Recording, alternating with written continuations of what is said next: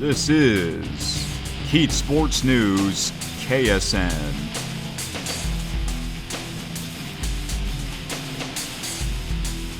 What's up, sports fans?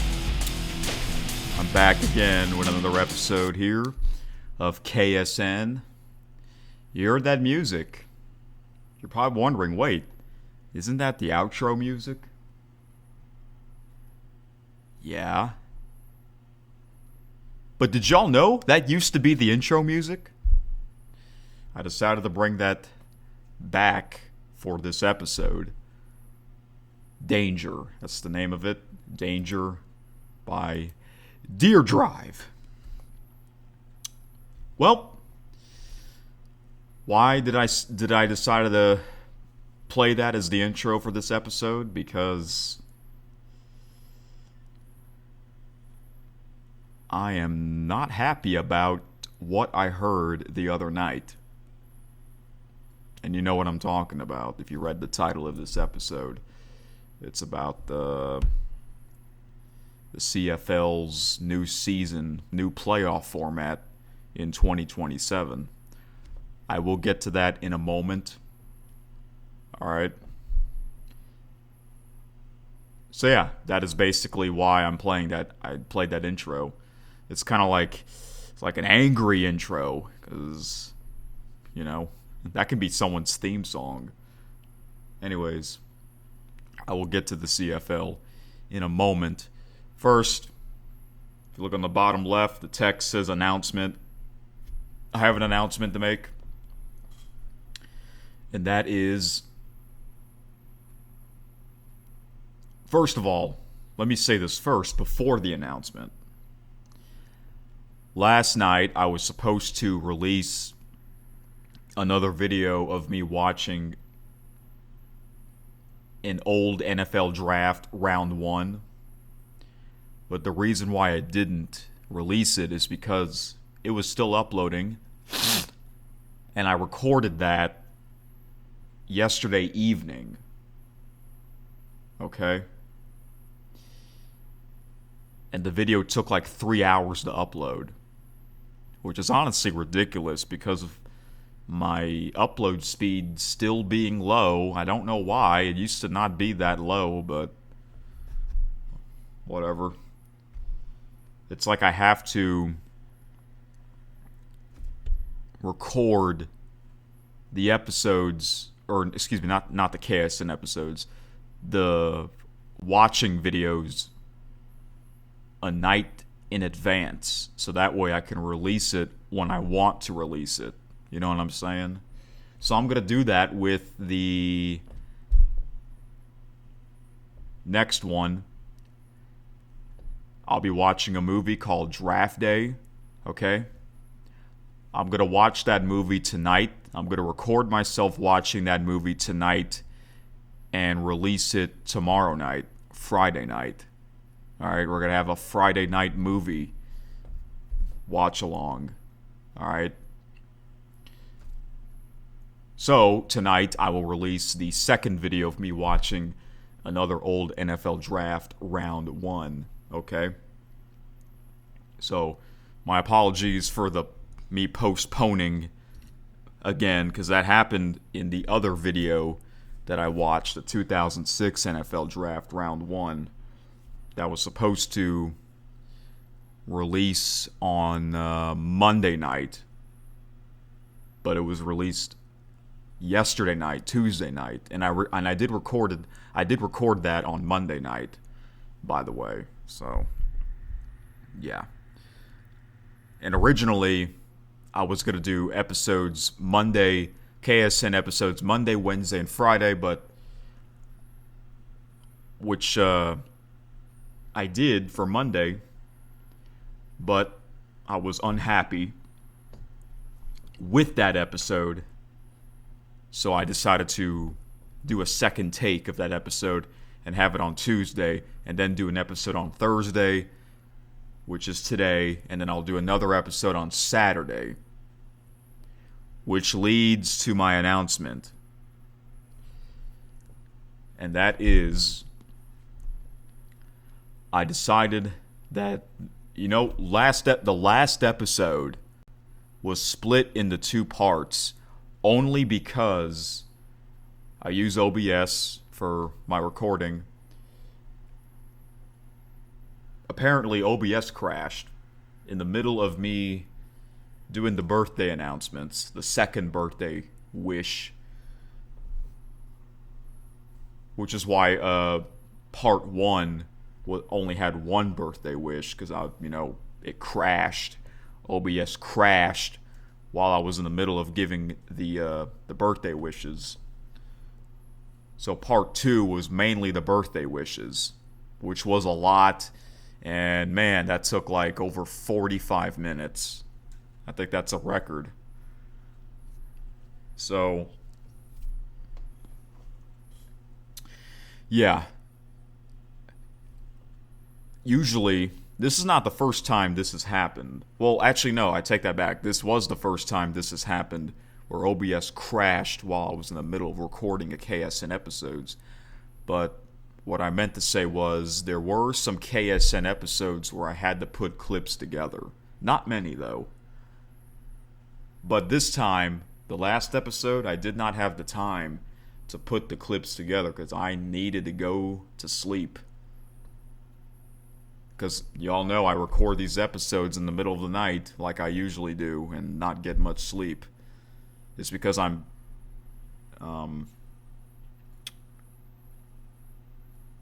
I'll get to that later. Let me get back to what I was saying here. So,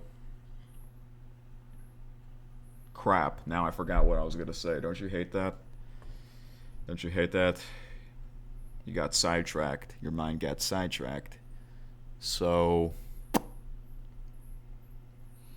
me think here. Excuse me. Okay. Yeah, the last episode. If I were to put those 2 clips together, that would have been another 3-hour episode. It would have been. Which is honestly ridiculous how, I decided to keep the episode going for that long, when I don't really have that much time, you know what I'm saying? Unless if it's a Saturday episode. Okay, the next episode I can have all the time I want. Yeah, because it'll be Saturday. Alright. I feel like only Saturday episodes should be that long. Because I have all the time in the world, Unless if I'm so tired where I'm just like this, and gotta sleep. Unfortunately, there were some times where I was sort of dozing off. Which, that's embarrassing. But, oh well. So yeah, last episode technically was 3 hours. Again, another 3-hour episode. Like, I just did one. I just did a 3-hour episode not too long ago of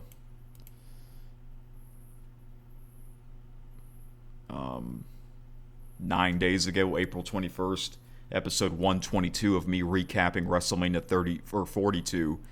That is the longest episode in KSN history. Before that, it was episode 100. Yeah. And speaking of that, I'm still listening to pro wrestling podcasts because I'm getting into it all week. Nothing but pro wrestling talk because there's just so many. There's so many of my favorites that I like listening to talk about pro wrestling and how mainly WWE. It's the industry is bigger than ever. It's like the NFL. The NFL is also bigger than ever. That's why a lot of my favorite sports talk podcasts, the well-known podcasters, they talk about the NFL. They do. So, that's what happens when a league is so popular. You have so many people talk about it, including myself, Anyways. So, last episode was 3 hours technically. If you, like I said, if you put the two parts together, um, which is ridiculous. Yeah, the recent episodes are pretty long. Episode 123 was an hour and 46 minutes. Episode 122 was over 3.5 hours. Episode 121 was 2 hours. Episode 120 was an hour and 25 minutes. Episode 119 was an hour and 46 minutes. Episode 118 was an hour and a half. Episode 117 was 3 hours. Those were all the episodes ever since I was on that hiatus because of the Classic Super Sluggers tournament. Okay. Yeah, ever since episode 117. These are pretty big, long episodes because there was a lot for me to talk about. But at the same time, I feel like I should only do these big episodes on Saturdays. Special Saturday edition of KSN, or if somehow this channel gets more subscribers, I mean, yeah, I noticed the subscriber count has gone up, which is great, but I mentioned this before. It would be nice if I get more comments, because I feel like getting comments is a great thing. If they're not, hate comments or trolls, if it's like, your opinion on what I said on a topic, yeah, I would like to hear your thoughts. Or if you want to ask me questions, that would be awesome. I mean, I try to do that Q&A episode, but I only got 3 questions, so, which leads to the next thing that I want to say. Might as well say this. I've said this multiple times, and I'm going to say it again. I'm going to keep this podcast going until after the World Cup. The World Cup final is on July the 19th, I believe. So after July 19th, the episode after that date, which probably will be on Monday, July 20th. That'll be the date, or that episode, I should say, of me making a decision if I want to keep this podcast going. Okay? But if I say no, I'm done. I don't want to keep doing it. I decided I'm going to stop. Then enjoy the rest of the ride. Enjoy the next, how many weeks we have left until the World Cup final? 1, 2, 3, 4, 5, 6, 7, 8, 9, 10, 11. About 11 and a half weeks. Okay? So, that's a little over 2.5 months. So yeah.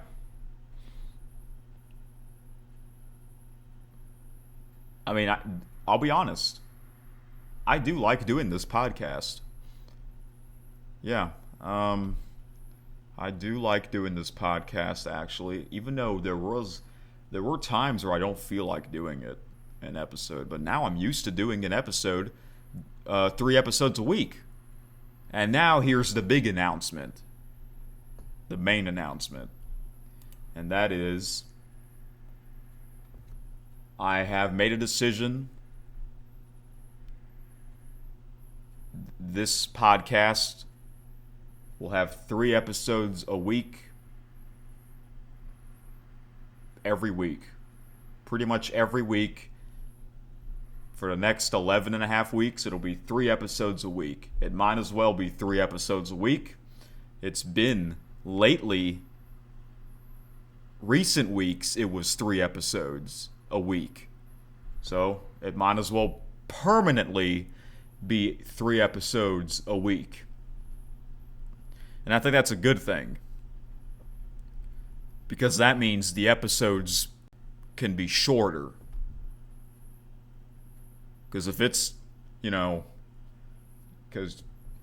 a lot of times it's twice a week, Mondays and Fridays, or Tuesdays and Fridays, or Tuesdays and Saturdays. Sometimes the episodes are pretty long, even if it's 2 a week. 3 episodes a week, that means the episodes can be shorter, especially after the last episode, 3 hours. And the birthdays, the birthday wishes segment took about 50 minutes. Now, that was a lot of birthday wishes. After that, I'm like, you know what? I think it needs to be 3 episodes a week from now on. Because we are in the spring season, a busy time in sports. And then before you know it, it'll be summer. A lot to talk about. Okay? So yeah, 3 episodes a week. Mostly Mondays, Wednesdays, and Fridays. If not, Tuesdays, Thursdays, and Saturdays.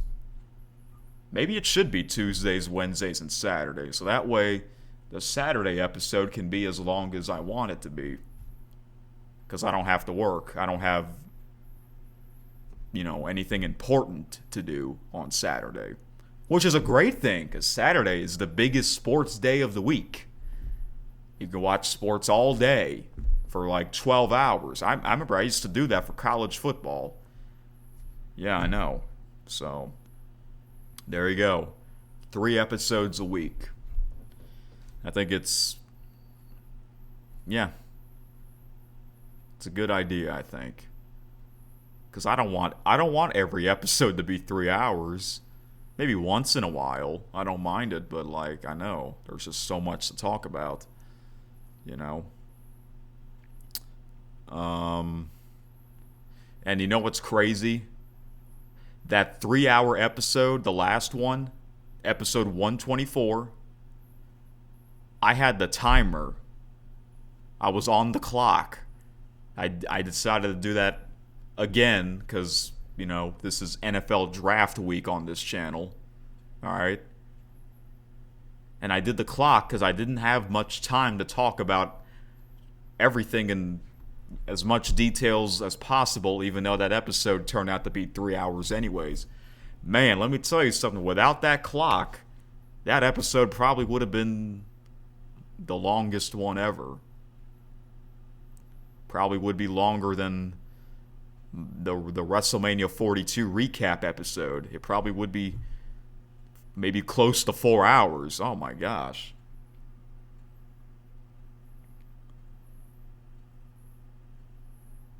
See, doing an episode that long, those are the ones I really hope that gets more attention. Because think about it, if that 3-hour episode doesn't get much attention, that is disappointing. It's like, what am I doing? You have to build an audience, and I don't know how. I'm doing this for fun, because I like doing it. But I'm not going to do this forever, all right? This is not my job. This is not my career. This is something that I kind of want to get into because I have SiriusXM, the ESPN app, Amazon Music to listen to sports podcasts. And I'm like, why not do my own? And instead of doing it on the main channel, why not do it on a separate channel? And unfortunately, most of my main subscribers on Eric Super Magnificent are not sports fans. And you know what? I hate to say this, I'm not surprised. I was not surprised, actually. And you know what? Most of my friends in real life, they're also not sports fans. I don't know if their parents are, but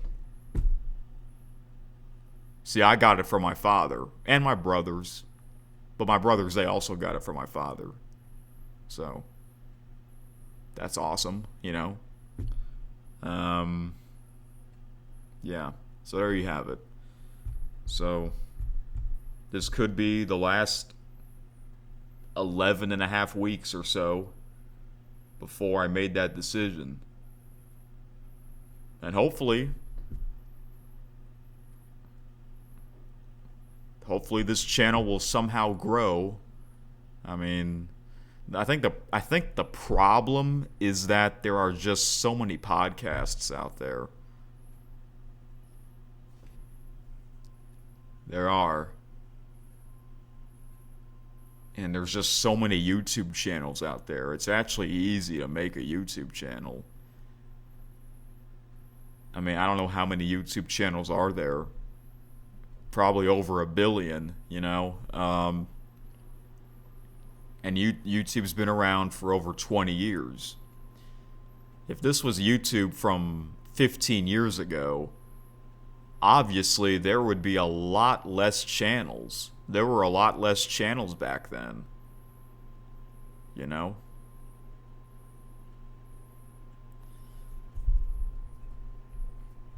So, it is what it is.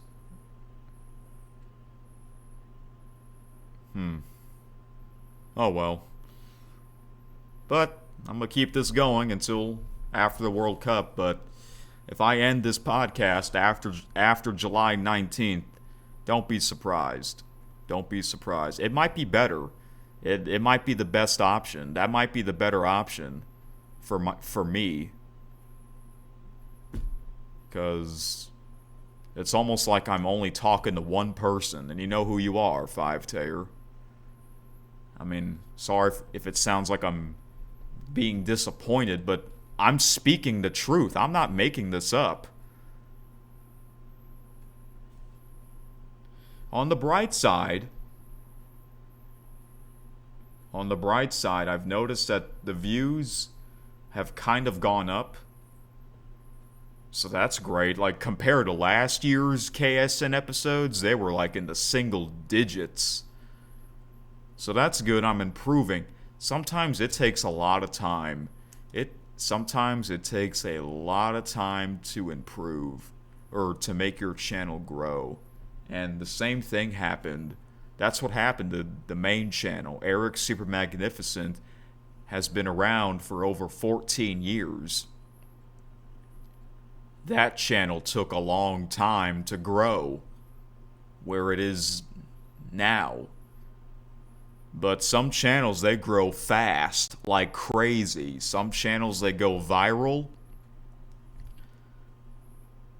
And some channels, they try their hardest, and they're not growing very much. I know, it is what it is. That's just life.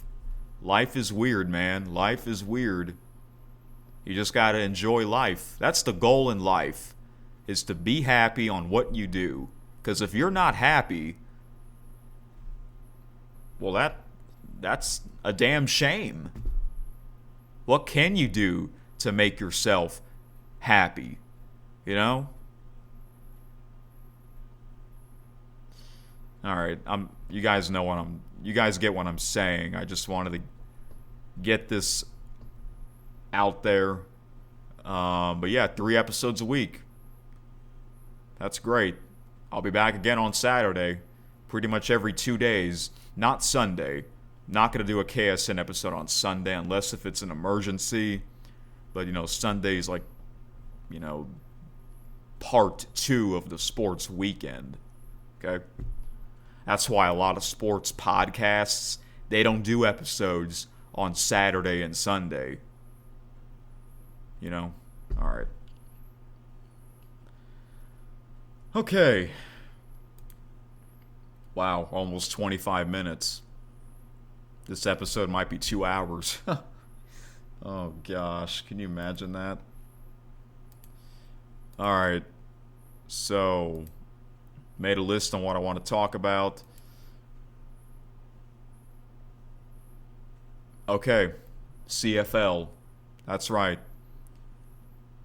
CFL news. Major news. So the other night, they had their draft. And I've never watched their draft because obviously their draft is nothing like the NFL draft.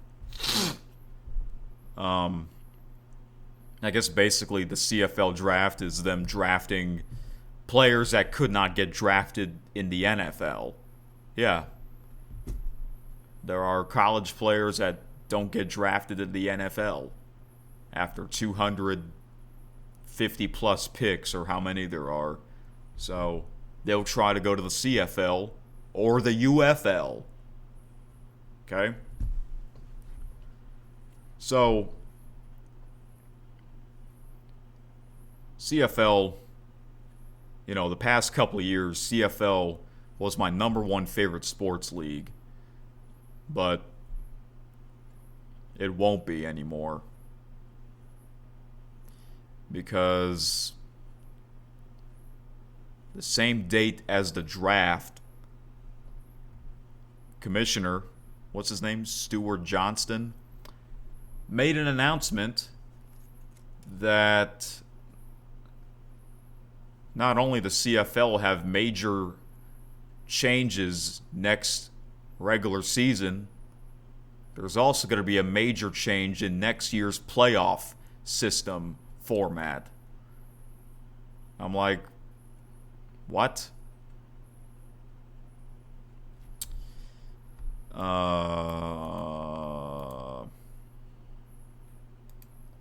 Yeah, hang on a second.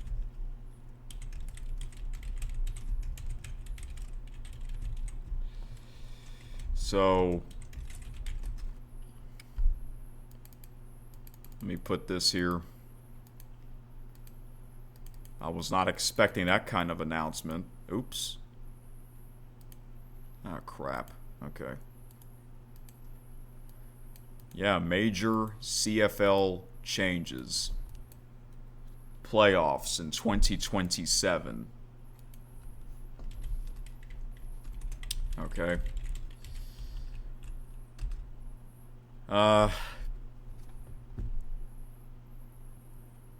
And, you know, TSN Sports Center was talking about it.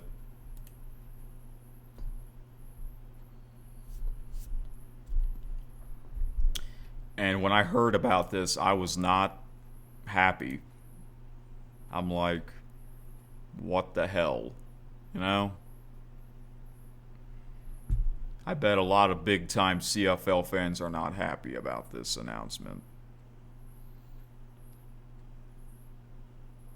So, instead of me giving you more details,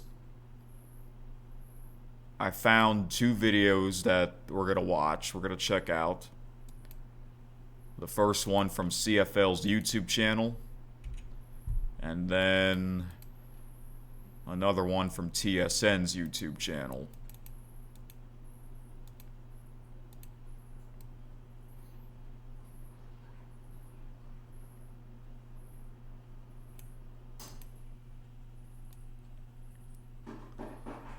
All right, let's check this out. Here we go.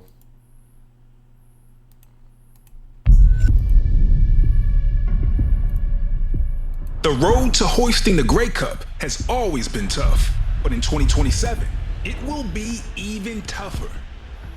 8 teams will enter the Grey Cup playoffs. 4 rounds, 9 games, 1 champion. The journey is evolving. The stakes are rising.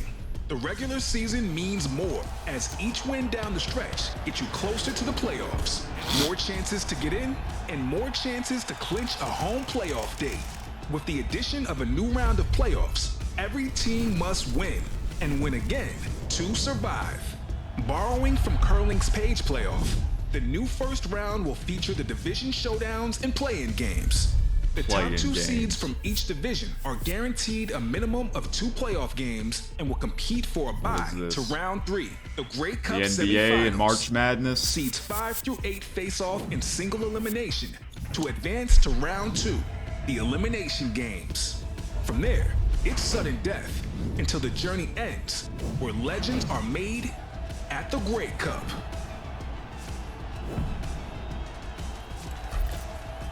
This is the new CFL. The new CFL. Wow. Yeah, I guess we're going to call it the new CFL. We're going to call it the NCFL. This is the new CFL.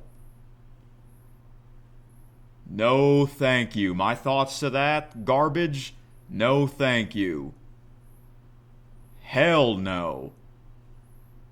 That is stupid. This sucks. I don't like this at all. I don't like this crap. Yeah, I mentioned March Madness. Yep, I also heard about March Madness expanding. I'll give you my thoughts on that after the CFL topic, okay?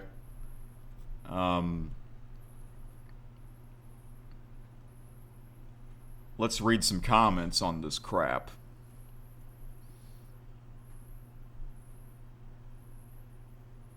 Let's see. I don't know. You guys might not be able to see it, but that's okay. If you can't see the comments, that's fine. I'll just read them out loud.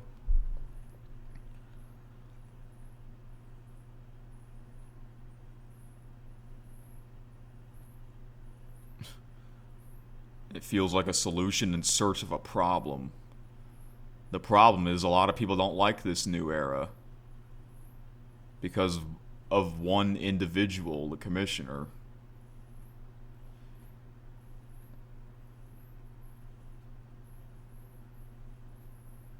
Okay. This comment says you have a playoff spot and then you have another, and then you have a playoff spot and you have a playoff spot. Yeah.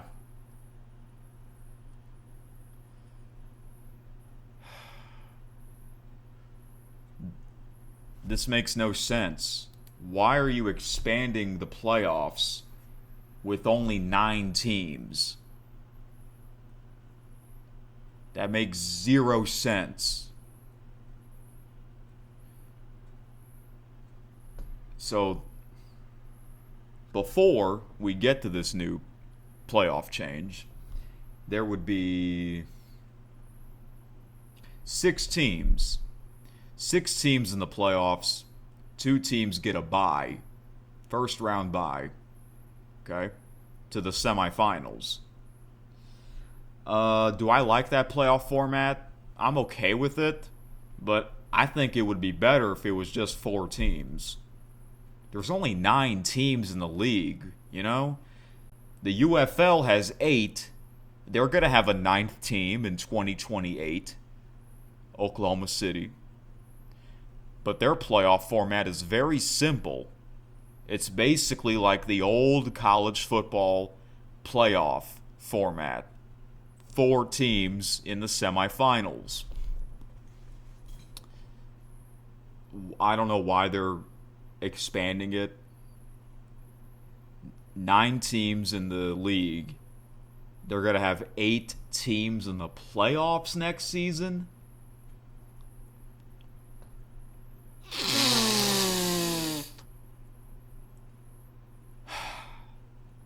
That is stupid. Wow, like, can you imagine you are that one team that doesn't make the playoffs? What the heck? We're going to have teams with losing records in the playoffs. Like, what if, we're going to see a team that goes, so they play 18 games, right? We're going to see a team that goes 5-13. Like, that being said, a 5-13 team should not be in the playoffs. You are what your record says you are, right? And then, like, what if somehow that team goes on a Cinderella run, and then they make it to the Grey Cup, and then they face the best team. That best team has like a 15-3 record, and the 15-3 record destroys the Cinderella team. I don't want to see that in the Grey Cup. I don't want to see a blowout. I want to see the best teams go at it in the Grey Cup. And so should you. Last year's Grey Cup was a great game because those two teams deserve to be in it. This ain't right. Well, oh my gosh, next season's the big changes. This season, the upcoming 2026 CFL season's having some changes, but the major changes are next season. I am not looking forward to next season, that's for sure.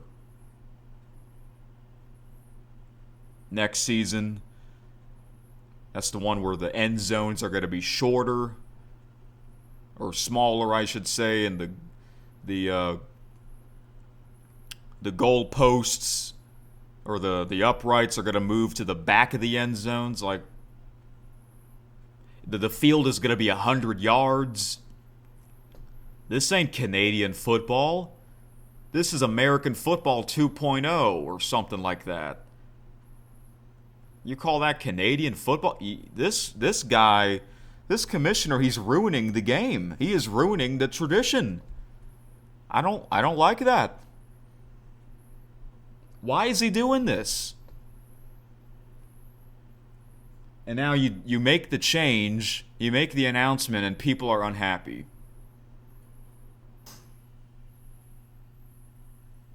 Unbelievable. Unbelievable. I'm not going to be a big fan of the CFL next season.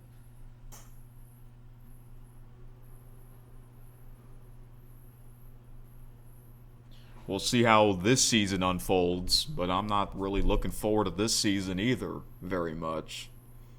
I enjoyed last season and the year before and the year before that.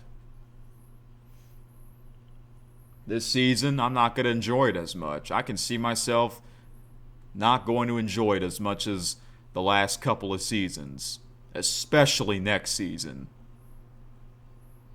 I might only just watch my favorite teams' games, the Montreal Alouettes. That playoff system is stupid. I don't get it. Makes 0 sense.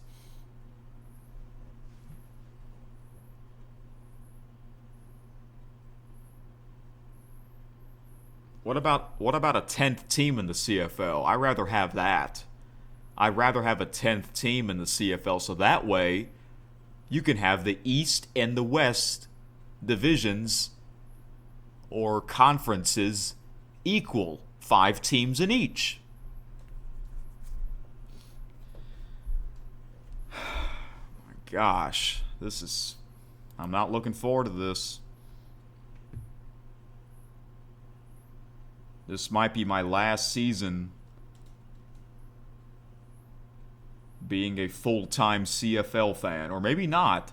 Maybe last season was my last being a full-time CFL fan. This year might be part-time.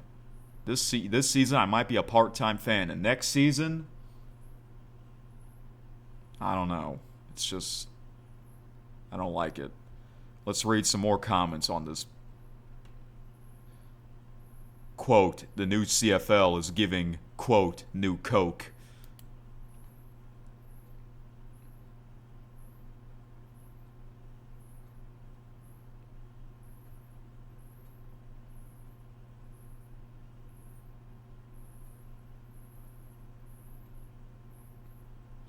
This person says,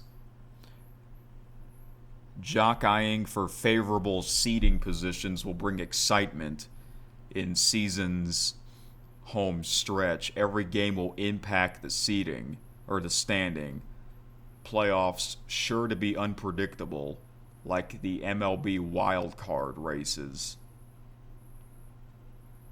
Actually, I disagree with that. A lot of times the MLB wildcard series is predictable. No one thought Everyone knew the LA Dodgers were going to beat the Cincinnati Reds in last year's National League Wild Card Series. right? This is a win-win for CFL fans. Hell no, it's not. Nope, it is not.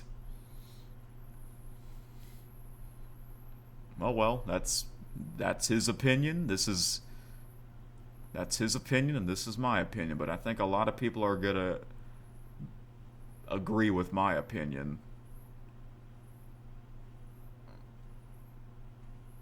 This is fantastic. This comment says, this is fantastic. Now I only have to pay for TSN for about 1 month of the year to see all the CFL that matters. And there was no other reason to pay for the Toronto Sports Betting Network. Good luck, good work, CFL. You saved me a TV viewer since the early 70s. A great deal of money. Well, I'm lucky that I can get that for free. This is how I became a CFL fan, by having the TSN channels. Without the TSN channels, I wouldn't be a big CFL fan, that's for sure. I know they got games on CBS Sports Network, but they don't have all the games. CBS Sports Network, they don't have all the games on that. Used to be on ESPN2, or even ESPN Plus. And then somehow CBS Sports Network has the rights. But here's the problem. CFL season, it overlaps with the college football season. Well, every Saturday during the college football season, CBS Sports Network, they would have games on all day. And there would be CFL games on Saturday. So CBS Sports Network, they can't show that CFL Saturday game because it's college football Saturday. You know? So that means you have to buy that game. I don't know how much that costs, but I wonder, is the commissioner doing this to get more American people, more American viewers? Well, I'm sorry, sir. That is not going to work. That ain't going to work. I don't think it's going to help the league very much. How many NFL fans or American football fans watch the CFL? Not many. I don't think many Americans that watch American football watch the Canadian Football League.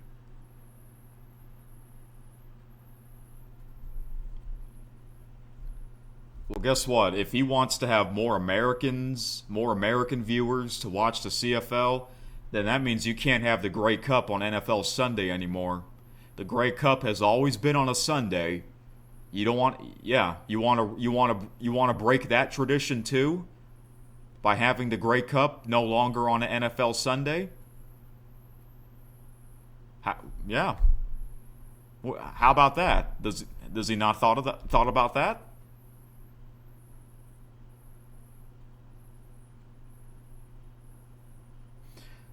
Well, if you do decide to no longer have the Grey Cup on a Sunday, you got to have it on Friday night. You can't have it Saturday night because that's college football Saturday. A lot of Americans watch college football on a Saturday night. Sometimes Friday night there's not much big going on. So, you might as well have the Grey Cup on a Friday night.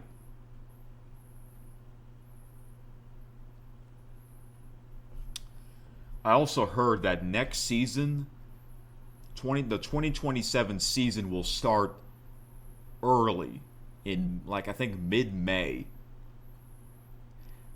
I am actually okay with that. That's the only thing I'm okay with in 2027, having the season start a couple of weeks early. And the Grey Cup's going to be, I think, on November the 7th next year.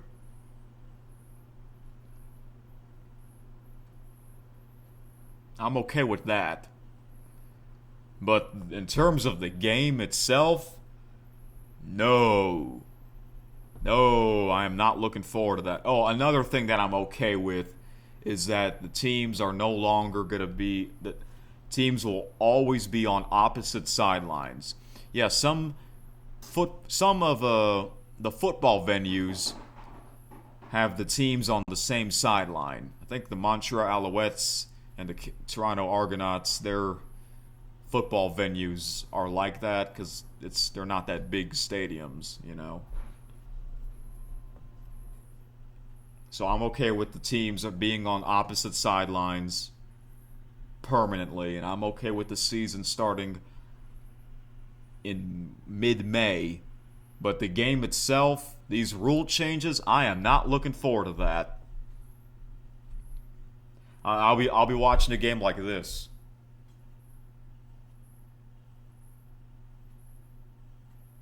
Oh. Okay. See how this goes. You know, last year and the year before that, I was like, all right, Canadian football, let's go. Here we are in the summer season. I'm ready. This is awesome. I'm not going to be like that next season, that's for sure. Maybe not even this season either.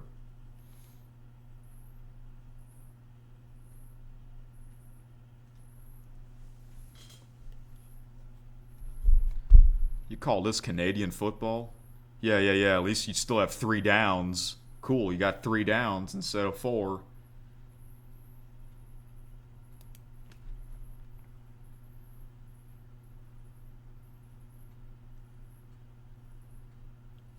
Let's continue with the comments.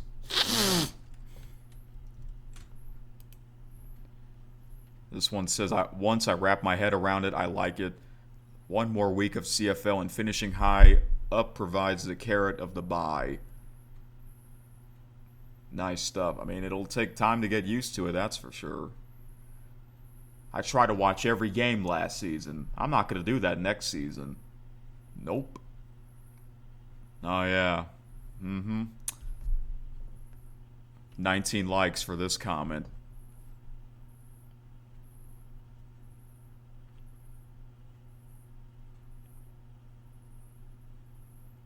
Yep.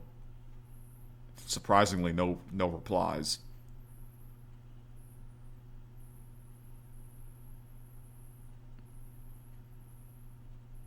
Some people actually like it. I feel like the people that do like it, this new change, they're not longtime fans.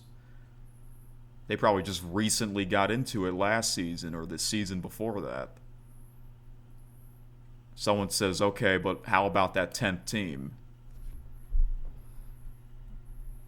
I don't know where that 10th team can be.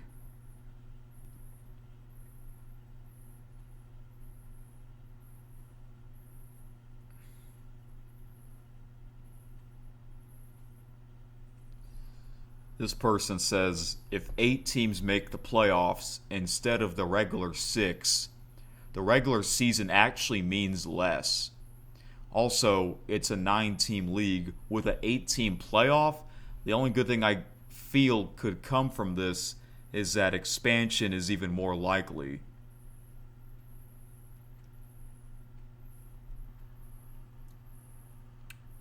Yeah, like, it would make more sense if you add more teams to the league and then expand the playoffs, but no.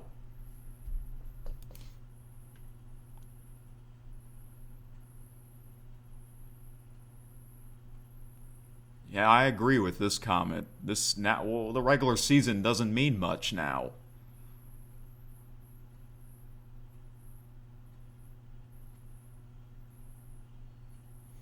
This person says Quebec City needs to be in the CFL.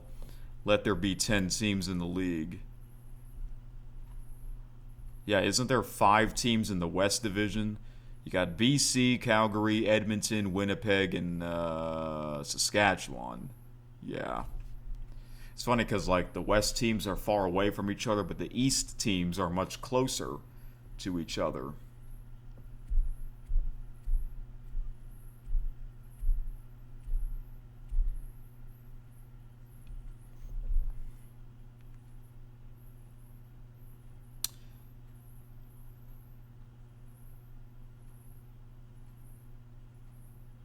Someone says, I feel like this may be paving the way for some expansion soon. Well, for those of you that don't know, back in the 90s, the early to mid 90s, the CFL actually tried to expand their league in America, and I was reading a lot about that, and I'm like, I wonder why they were doing that. Because NFL was already really popular in the 90s. Also, the 90s was really the beginning of television getting pretty big, too, you know? Yeah. Are they going to try that again 30 years later? I mean, good luck now, because the NFL, it keeps growing and growing and growing.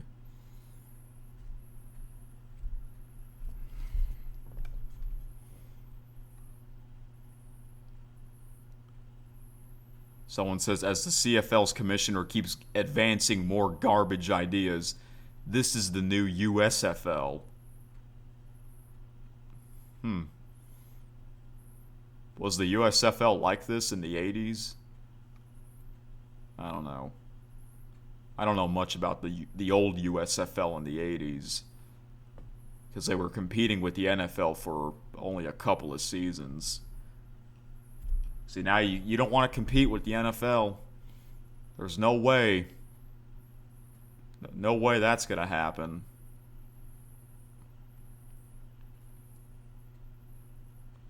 Someone says, strange. There isn't much of a incentive to win the division since the showdown game is all that matters. I guess you only win the division if you win the showdown matchup at the very end. Someone replied, you get home field in the showdown if you win the regular season divisions. Home teams have an 80% win rate in the playoff since 2021. Winners get home field in the semis. Losers get home field versus play-in winners.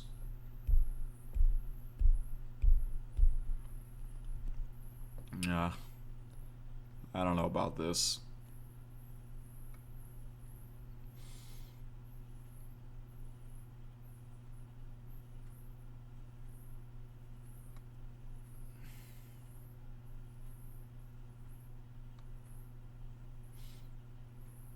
Someone says, I'm trying to understand how this totally works. 9 teams for 8 playoff spots. It only works if 12 teams at least. Well, they're not going to add 12 teams anytime soon.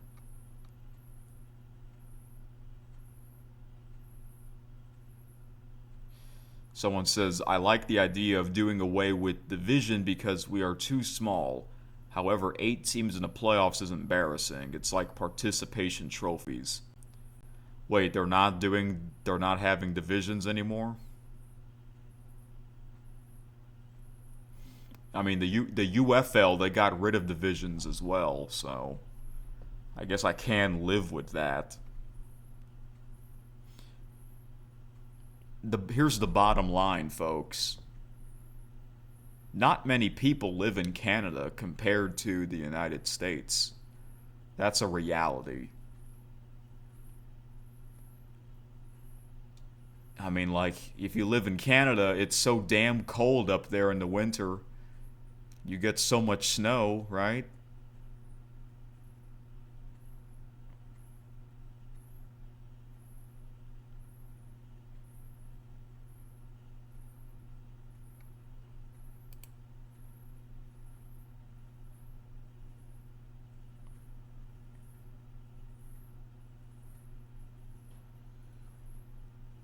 Someone says, I like this new setup.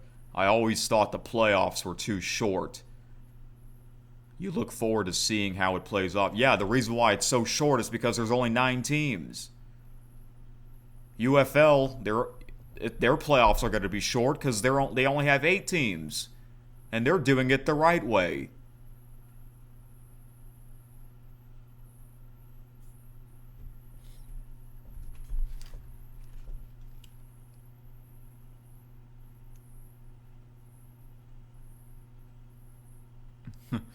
This comment says, so outside of screwing over the sport and the fans, the season is mostly useless too.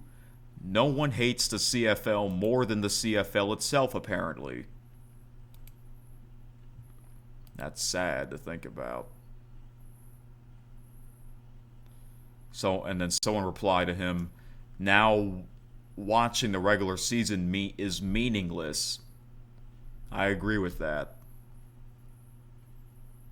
It's just like, next season it'll be like, oh, alright, it's another game. Let's see how they can play this time. Oh, they're going to make the playoffs, right? Because there's only 9 teams, and 8 teams can get in somehow. We don't want to be that. They don't want to be that one team that doesn't make it, that doesn't get in the playoffs, right? So you have a great chance on making the playoffs. Yeah. Yay, I guess. This is stupid. Yeah, I can tell you this. I'm not going to watch much next season. I think last season was probably my last season watching CFL games full time. I think this might be my first season watching it part time.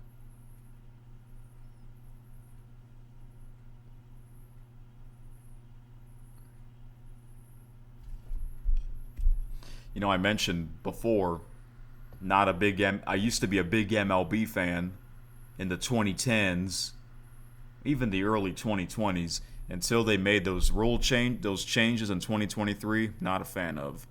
Not a fan of the pitch clock. Not a fan of the games being 45 minutes shorter, because I feel bad for the fans that pay good money in the stands that go to the games. Yeah, just because the games are shorter doesn't mean the seats are cheaper. Nope. So that's like a big FU to the fans that go to the games. They care about the TV fans more than the fans that physically go to the games in person. I feel bad for those fans. You pay good ass money, and the game might only be 2 hours and 15 minutes instead of 3 hours and 15 minutes. I'm glad the game that I went to, the World Baseball Classic, it wasn't that short. I wish it was longer, though, because I was enjoying it. The longer, the better, because that means you're getting your money's worth. Isn't that how that works?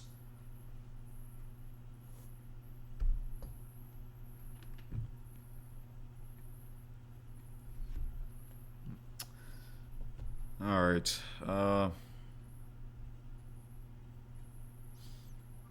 Yeah, you can tell I'm getting upset. That's why I played that Danger Deer Drive theme in the intro music this time.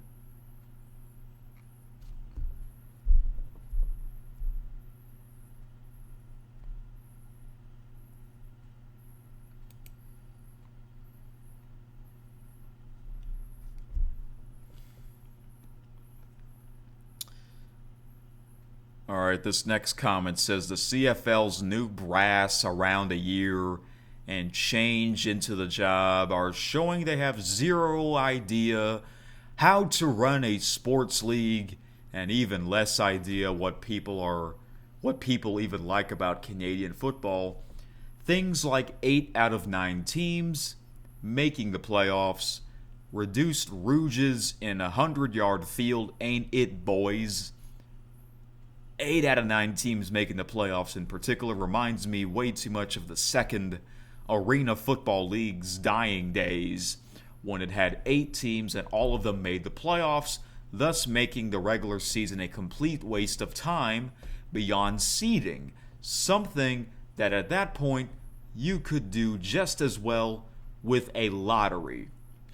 Like, it's bad enough that this admin seems to think they have to compete with the NFL, a siren song that has doomed many other football league, but they don't even have good ideas for how to do it. This generally sucks. You can't compete with the NFL. You can't. If the NBA can't compete with the NFL, no other sports league can't compete with the NFL. I say NBA because I think NBA is the second most popular behind the NFL. Actually, I think the only league that can compete with the NFL is the WWE. The WWE is a really, really worldwide. It's more worldwide than it has ever been before. It is more worldwide than the NFL.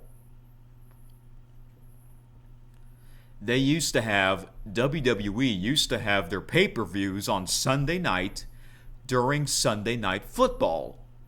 But they don't want to do that anymore because they realize Sunday Night Football is huge. But I think if WWE were to have their premium live events again on Sunday nights from now on during the NFL season, I think the WWE will have more viewers than the NFL on Sunday night. Whether you like the product or not. I mean, hey, they have Monday Night Raw. They're competing with Monday Night Football. And if I go to Twitter on Monday night during the NFL season, usually WWE is trending number 1. So, yeah, and WWE is really the only league that can compete with the NFL. Because, WWE, they don't have an off season. Although they should, in my opinion. In my opinion, they should have an off season. I actually thought about this. I think their off season should be in between Survivor Series and the Royal Rumble. Survivor Series is on Thanksgiving weekend. The Royal Rumble's on the last Saturday of January. So you have about 2 months off. You got December and January, the holiday season. That would be perfect. A lot of these wrestlers, they have a family. Yeah, I would not mind that at all.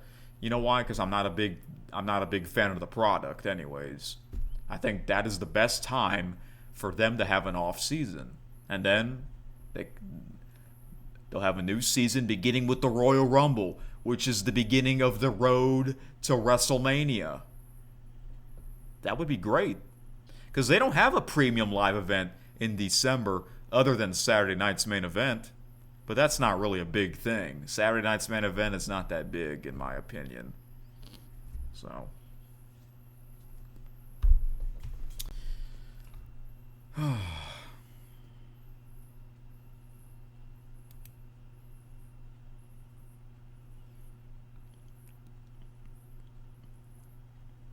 right, 2 more comments on this topic. Yeah, this episode's probably going to be a long one because I'm getting amped up on this.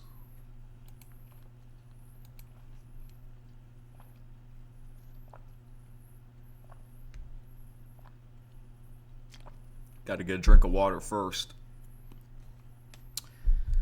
This person says, this will be my 4th year following the CFL. How many years did I follow it full time? So in 2022, that was the season where I started to actually follow it on a regular basis. And then once college football started, I actually stopped watching the CFL. College football dragged me away from the CFL into college football. But I made sure that did not happen again in 2023. So 2023, I watched a bunch of their games. Same with 2024 and last year's.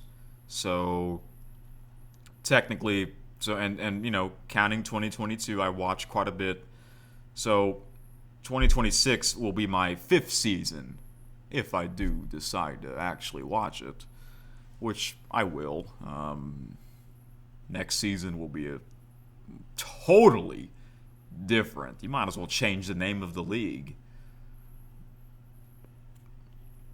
the ACFL, the American Canadian Football League, or the CAFL, the Canadian American Football League. All right, let me reread this comment. This will be my fourth year following the CFL, and I'm a diehard fan already. I pretty much became a diehard fan. But for a commissioner to come into a league and after less than 2 years make sweeping changes to a league that has been around since 1958 is not right. Yeah. That is not right. The rule changes made back in September, I personally did not like. But that is based on opinion. I did not like that either. Because I like pretty much everything about the CFL the last couple of seasons. The only thing I didn't really like very much was the overtime rule. I feel like their overtime rule can be better. By the way, they do have ties. Do they still have ties? Did they get rid of ties? That's probably one rule most fans would want a change. No more ties. UFL doesn't have ties. NFL still has ties. Alright, continuing this comment. The rule changes... Okay, I already read that part. Then he says, this is foolish. You are devaluing the regular season. You are making a joke out of the playoffs, and it's unfortunate. I completely agree.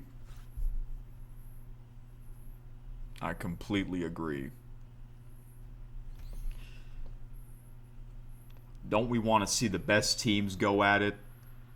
A team, like I said, for example, a team that goes 5-13 is going to make the playoffs. That's not a playoff team. You are what your record says you are. Hello? That's why you play the games. That's why the regular season means something. Alright. Last comment. This is a long one. But hey, maybe this is the best comment for last. This person says, does this change in the playoff format mean that the regular season has now effectively turned into an excessively lengthy qualifying league? Indeed, even more in the previous CFL, and for example, the NFL, the number of regular season games have been overwhelmingly small in proportion to the length of the season compared to other professional sports balls, making the simple size clearly insufficient and giving the regular season the character of a mere qualifying league for the playoffs. However, what necessity is there to deliberately worsen this format in such a way? If that is the case, then even if it results in a slight decline in overall level, it would be far better to abandon this extremely distorted league structure of 9 teams, an odd number, and instead adopt a balanced structure of 10 teams with 5 teams in each of the 2 divisions. That I would like to see, actually. Allowing the top 3 teams from each division to advance in the playoffs. That already sounds much better to me. Alternatively, though, that it is regrettable, the league should either return to 8 teams or, upon returning to 8 teams, establish a loose interleague arrangement with the UFL, which had previously attempted contact with the CFL. I think I heard about that a couple years ago. I think the UFL wanted to make like some type of a partnership with the CFL, but the CFL said no. For instance, by adding only 2 additional games per pair of teams, 1 home and 1 away, matched according to the previous season's standings. In this setup, home games based in Canada could follow the pre-2026 Canadian rules, while home games based in the United States would be played under UFL rules, thereby increasing the sample size in a particular matter. Nevertheless, there exists the painful historical lesson on the CFL USA's major failure from the mid-1990s. Yet, in this playoff format change, including the imitation of American field formats, one can observe signs that foolish decision makers who have learned nothing from past lessons are carrying on opaque decision-making processes reminiscent of dictators in the Soviet, Nazi China, or North Korea. Whew, what a comment. There we go. Okay, so I think I read enough on this, but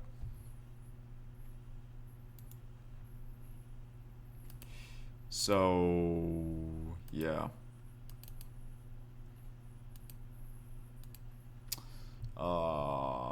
Right.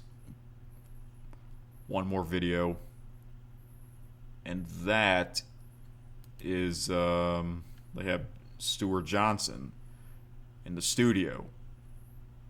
I guess he's going to explain this in some more detail. Let's listen. Explain the changes in the playoffs, because this is somewhat drastic. More teams are going to get in. There's going to be play-ins, a variety of options for who could be in the Grey Cup. Take us through that process and kind of lay it out for people that are wondering what this is going to look like. Sure. Look, I think starting off, we're a 9-team league, so getting a playoff schedule with some robust number of games is difficult as a 9-team league. And we decided, you know what, we've only got 5 playoff games. And in all of sports, you see it. You see what's going on right now in hockey and basketball. Well, that's because the NHL and the NBA have 30 teams. Hello? What are you thinking?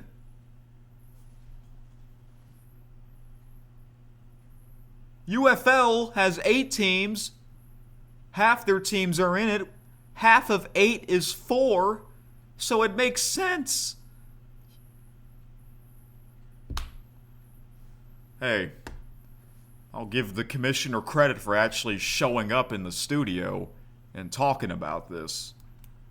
Playoffs are the games of consequence. They're the most meaningful time of the season. For us to only have 5 games leading into the biggest championship in Canada, which is the Grey Cup, just felt like it just wasn't enough to build that momentum. Well, you're going to have to add more teams first in the league if you want to expand the playoffs. What is he thinking? Like, is he... I don't get it. I don't get it. This is bad. This is not excitement.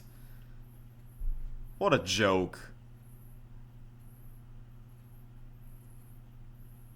All right, let's continue. Sorry for pausing it, but I'd rather pause it and hear what he says. So we borrowed a page from curling and their page playoff system. And so how it works is you're going to have the divisions are still in place. So in the East and the West, we're still having divisions? Okay. top 2 from each team, each division, are going to play off in the first round of the playoffs, which normally you don't have your top 2 teams doing that.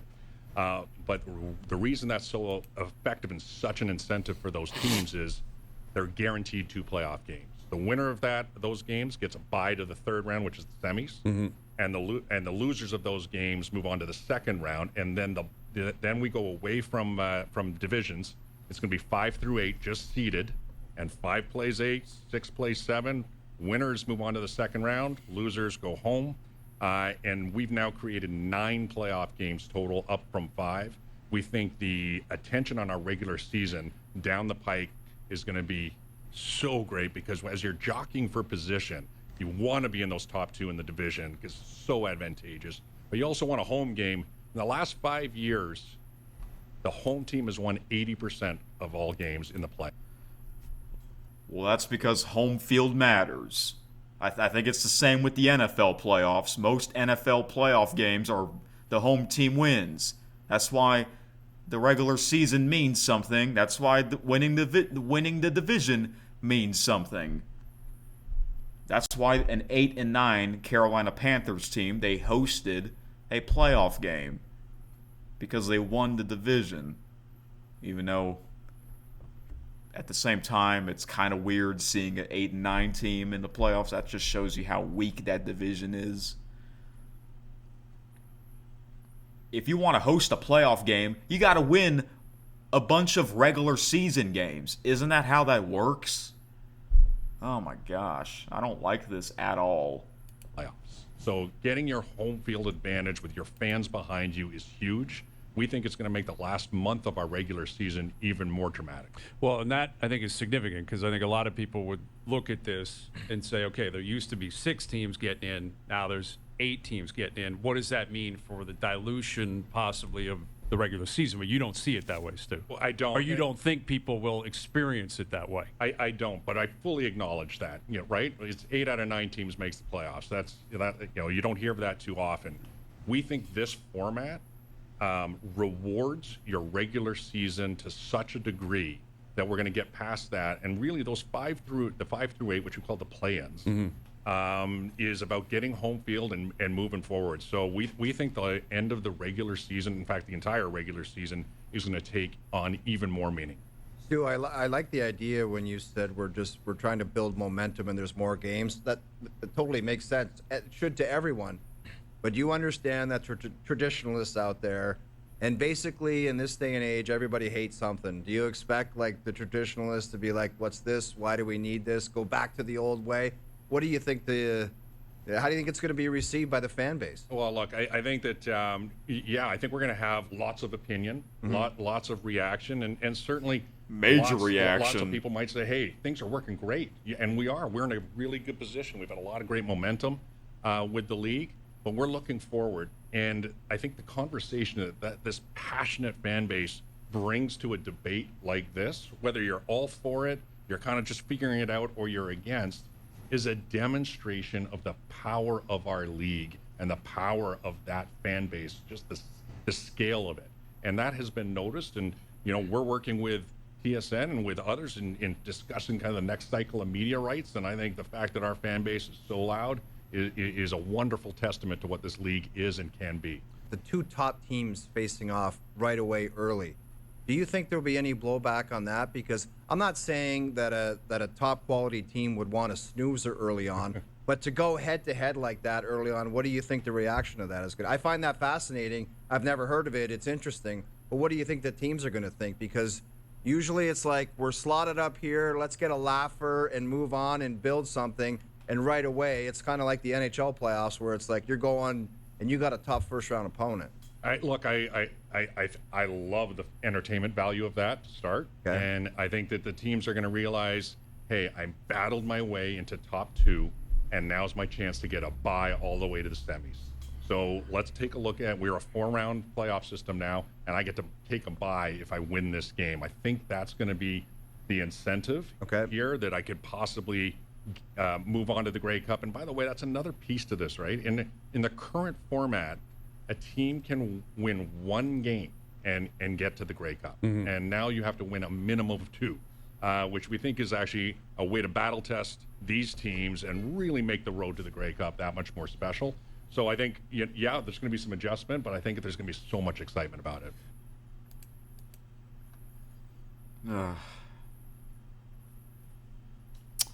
Well, let me say this. I guess we'll see how it unfolds next season, but if a lot of people don't like it, then you got to go back to the old way. You got to go back to the old format. If a lot of people don't like this, you got to go back to the old format.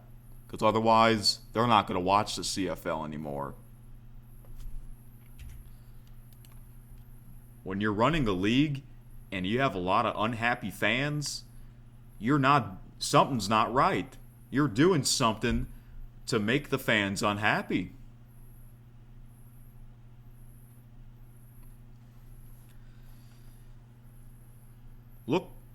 Look what Mike Repole did to the UFL. The UFL is amazing. The UFL is awesome. It is entertaining. He is doing it for the fans. He's doing it the right way. Okay? I like the UFL more than ever.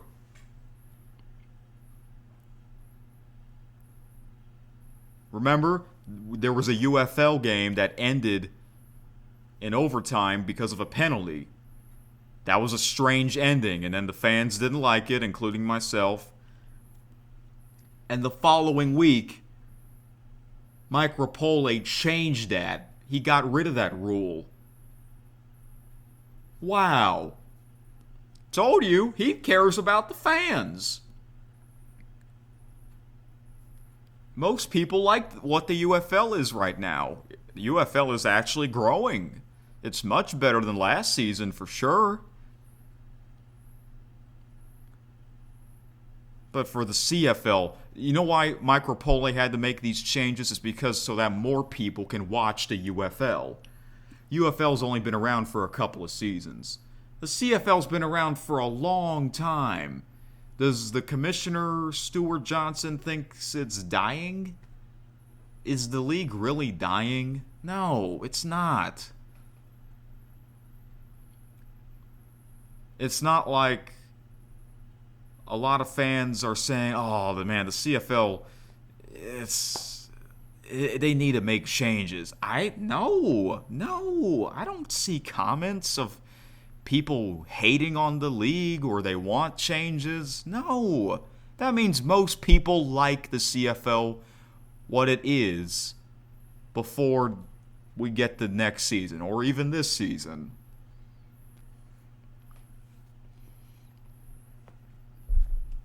Not going to watch it full time next season. I can already confirm that. I am not going to watch the CFL full time next season. This season, I don't know. The major changes are next season. Last season was really the last real season of the CFL. It really was. It really was.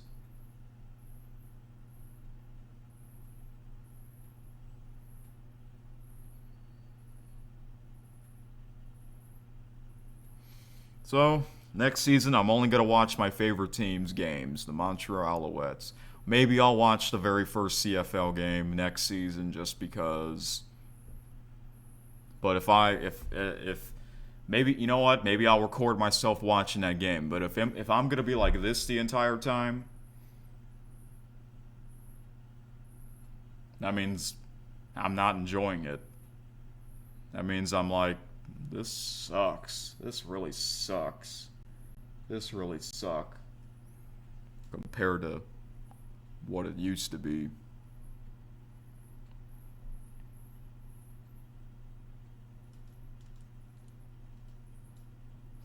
Seems like the commissioner, he's doing it for himself. Is the commissioner American? I don't know anymore. But when I saw this news the other day, you know I had to talk about this. Let's read some comments from this video.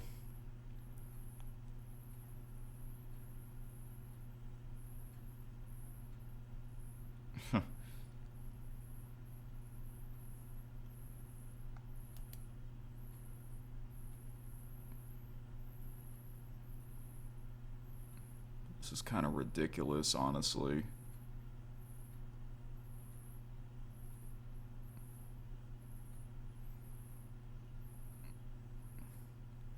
This one says, hopefully this will make more sense when the CFL adds a few more teams to the league.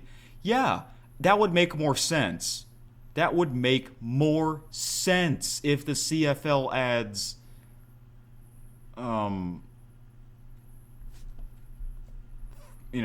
let's say they have 14 teams or 16 or I guess 15, then I wouldn't be hating on this new playoff format as much. But no.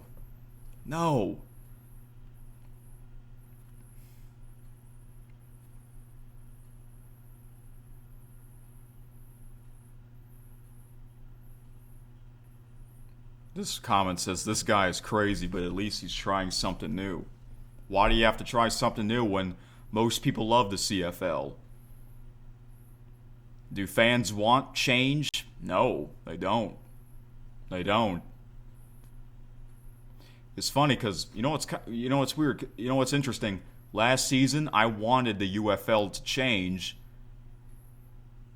meaning get rid of the XFL and USFL conferences, get rid of the Houston Roughnecks uniforms, bring back the Houston Gamblers because they look better, and that's exactly what happened. I got my wish. That's why I like the CFL more than, or not the CFL, I like the UFL more than ever. I got what I wanted.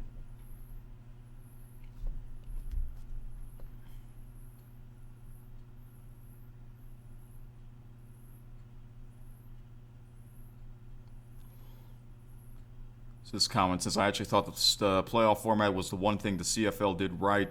6 teams in total out of 9 was fine. Yeah, I was okay with that.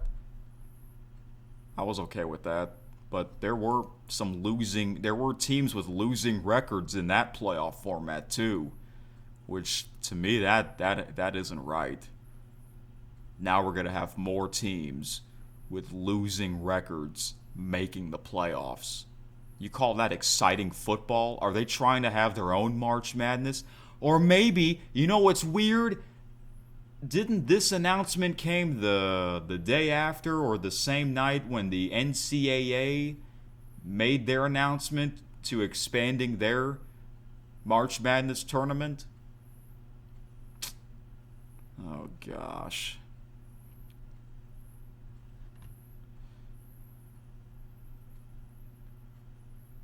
This comment says, someone should tell Stu that we could skip the regular season and just make all the games play-in and playoff games. Just when he thought it couldn't get worse. Stu doesn't disappoint. Someone replied, I agree, the regular season is almost irrelevant. Your top players don't need to show up until October. Keep them healthy and rested. For the second year in a row, the CFL Online Draft Tracker crashed. Also, I just heard in 2027 the CFL Draft will be held 2 weeks prior to the NFL Draft. The team's general managers will be drafting in the dark and add the absurd rule changes. What is going on here?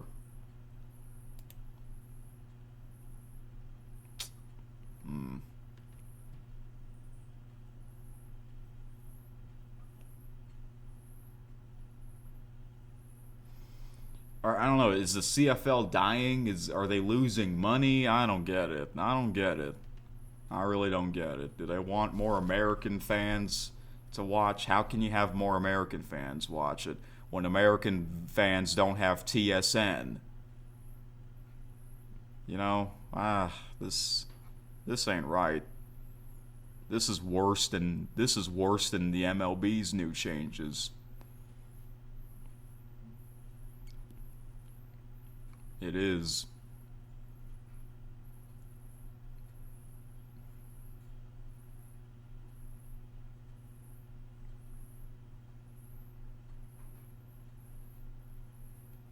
This person says, I disagree with most people in the comments section. CFL has to try something. Why? Why do they have to try something? What went wrong last season? Nothing went wrong. Last season was a great season. It wasn't disappointing, right? This change does not have to be made. There is no such thing as bad publicity. The only adjustments I would make is getting rid of the divisions. And the Grey Cup should be Thanksgiving weekend. Thanksgiving weekend in Canada or USA? He must be from USA. Someone said this is BS and just a cash grab. Yeah, you know what? You're doing it for the money. You know how they say, why are they doing this? Why are they doing that? It's simple. They're doing it for the damn money. Oh, look. This comment says, then a 5-13 team runs the table and becomes Grey Cup champion. Yeah. Or a 5-13 team makes the Grey Cup and they get destroyed by a 15-3 team. I don't want to see that. I want to see the best teams go at it.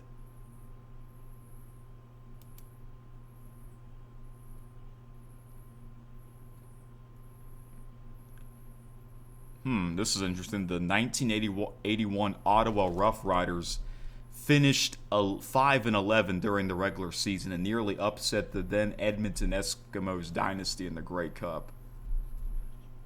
So they must have had the current playoff format back then. Yeah, why break that tradition after all these years? Like I said, the UFL, they had to make changes so that way more people can go to the games and more people can watch the games. So what they're doing, why they had to make those changes makes sense. For the CFL, it's the opposite. I don't understand. Someone says, I quit. 2026 will be my farewell tour as a fan. Sadly, it might be my final season as well, full time. Next season is not going to be exciting.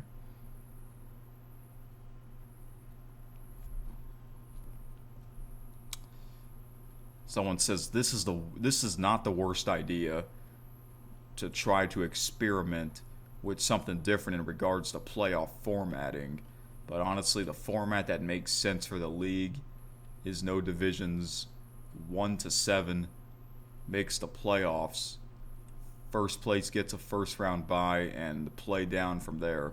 This unique staggered system works only with 10 to 12 teams.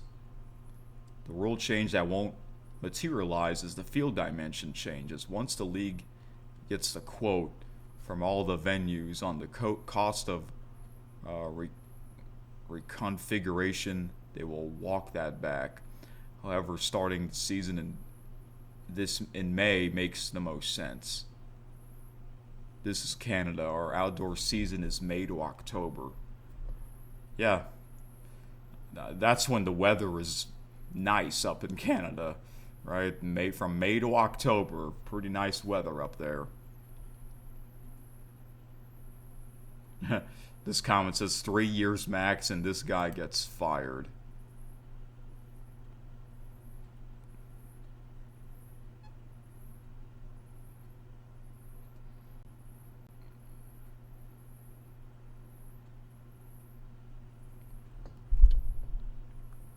This person says, I've defended this league throughout the majority of my life, but this is too much. Play 20 weeks of football for one team to get eliminated just to do the most confusing 8-team playoff format known to man in an obvious cash grab. Stewart should be doing all in his power to get a 10th team to even the schedule and division, but instead he's choosing to fix everything that isn't broken. Embarrassing. It is.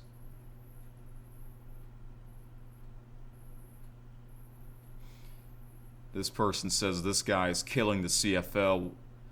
Was an effing joke this episode. This TSN puppet is. Fire his behind now.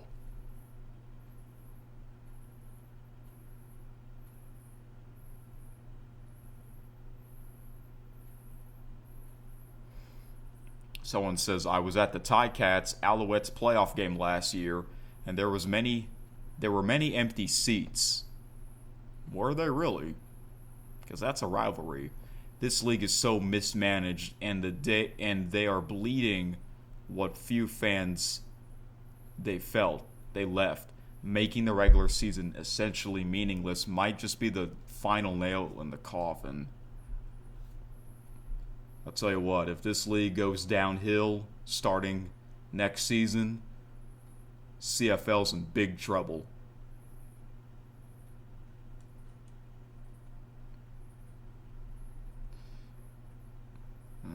gosh.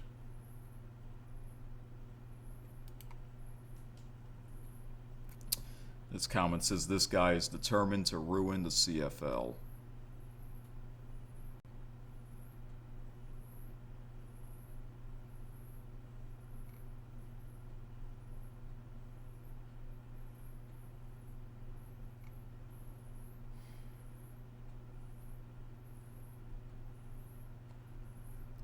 So yeah, you get my, I guess, my frustration. I don't like where this is going. I am not excited at all. Why would I be? Because I mentioned in the past, I like pretty much everything the CFL did last season, the year before, and the year before that. I never wanted this new change. I don't think anyone wanted this new change. So why would you change it when most people are happy with your current organization? You know what I'm saying?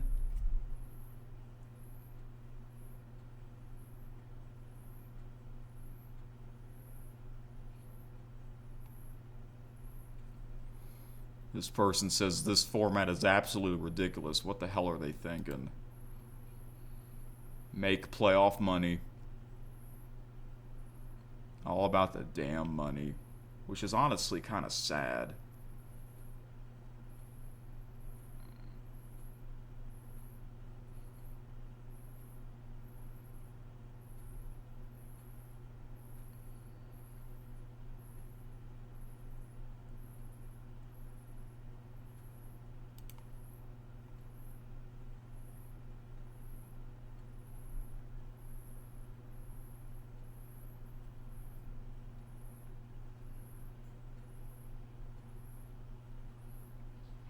Well, you know what's weird? Or you know what's interesting? Last year I was really looking forward to the 2025 CFL season. 2026 I'm not really looking forward to it as much because of these changes. I mean, I'll probably still watch quite a bit of games this season because the major changes are next season. Next season will feel completely different. It's not going to feel like a CFL league anymore next season, I'll tell you that.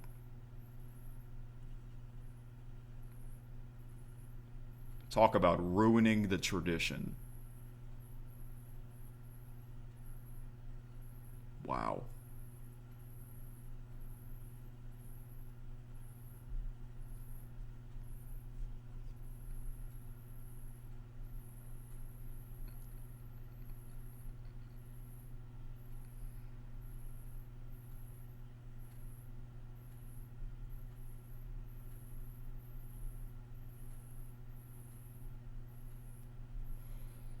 Tell you what, if a lot of people are unhappy with this going forward, you made a bad decision.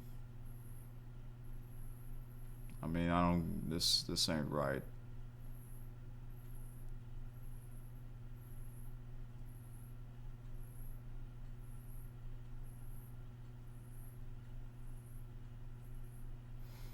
This person says, this is the last comment I'll read. One team doesn't make the playoffs. What's the point of a regular season? Exactly. Haha, someone said exactly. It's so stupid. Oh my gosh, man. This is...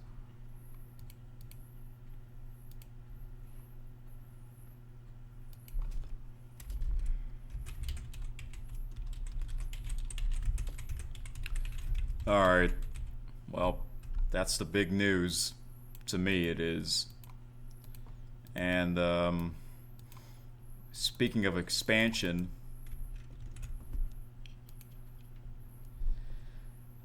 the other day, earlier this week, the NCAA also announced that they'll be expanding their March Madness tournament, March Madness, to 76 teams. This news came out of nowhere.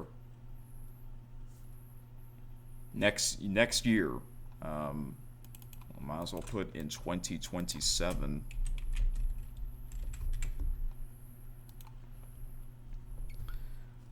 did they plan this like a couple of years ago in advance, or was this some idea that people came up with and they all agreed?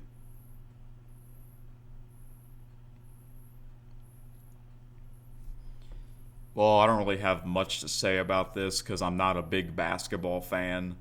See, I was a big CFL fan. That's why I had to give you my disappointment opinions on this. For March Madness, so it was 64 teams, so they're going to add 12 more teams next season. Does that mean there's going to be more play-in games? I don't know what the point of having play-in games. The NBA has play-in games. Why doesn't the NHL have play-in games? I guess it's because the NHL is a more rougher sport than basketball, I'm sure March Madness will still be pretty entertaining. I guess we're going to have more Cinderella teams in it, the little time teams in it. I don't know. And it's March Madness, no home court advantage. All the games are played at a neutral court, a neutral arena. Okay.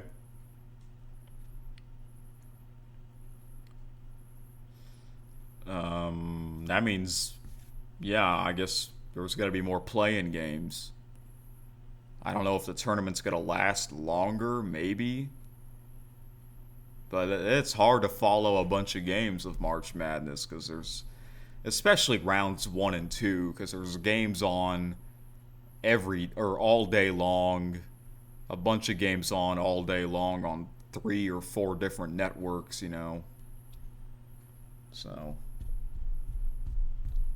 So for this, I don't really have much an opinion on it. I was like, when I saw the announcement, I'm like, oh, wow. Okay, they're really going to expand it?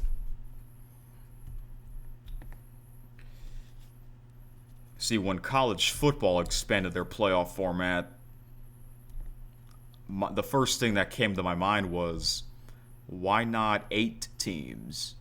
Because before it was 4. Why go from 4 teams to 12? Why not 8? Or even 6?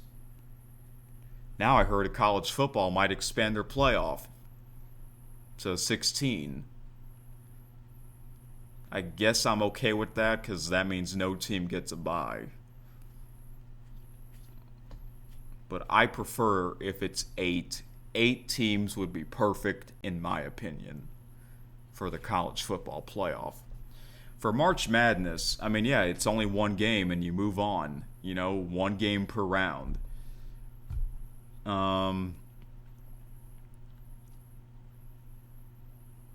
You know how the College World Series is best of 3? Why can't March Madness do a best of 3 championship game? I would be okay with that.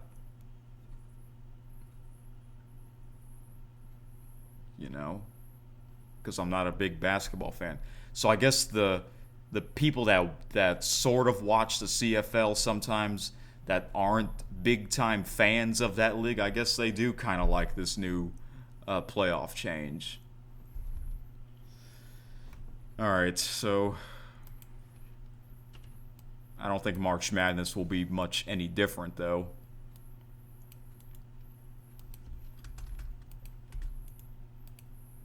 So we'll go to the MLB.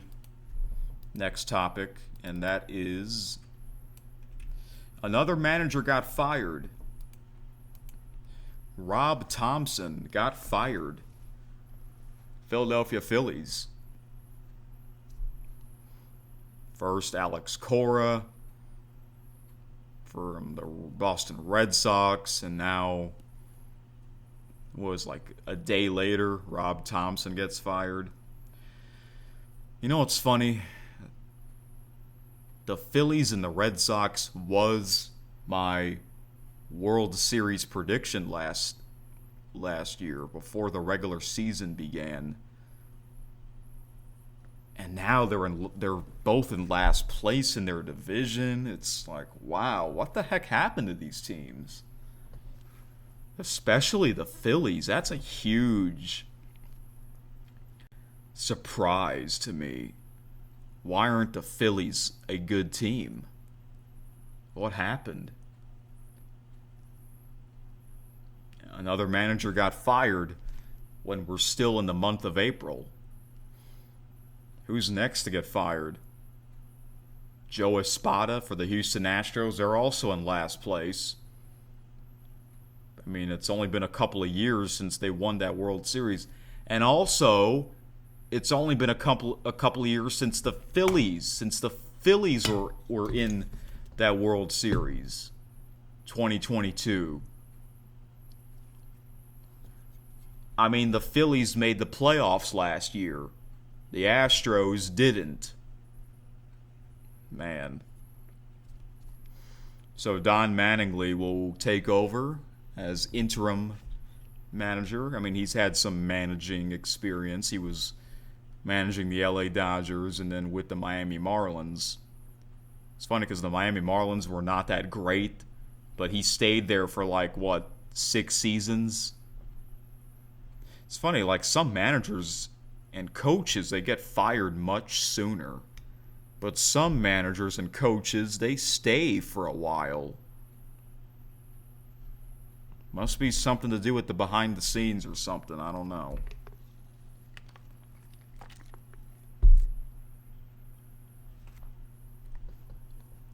But I am surprised that the Phillies are in last place.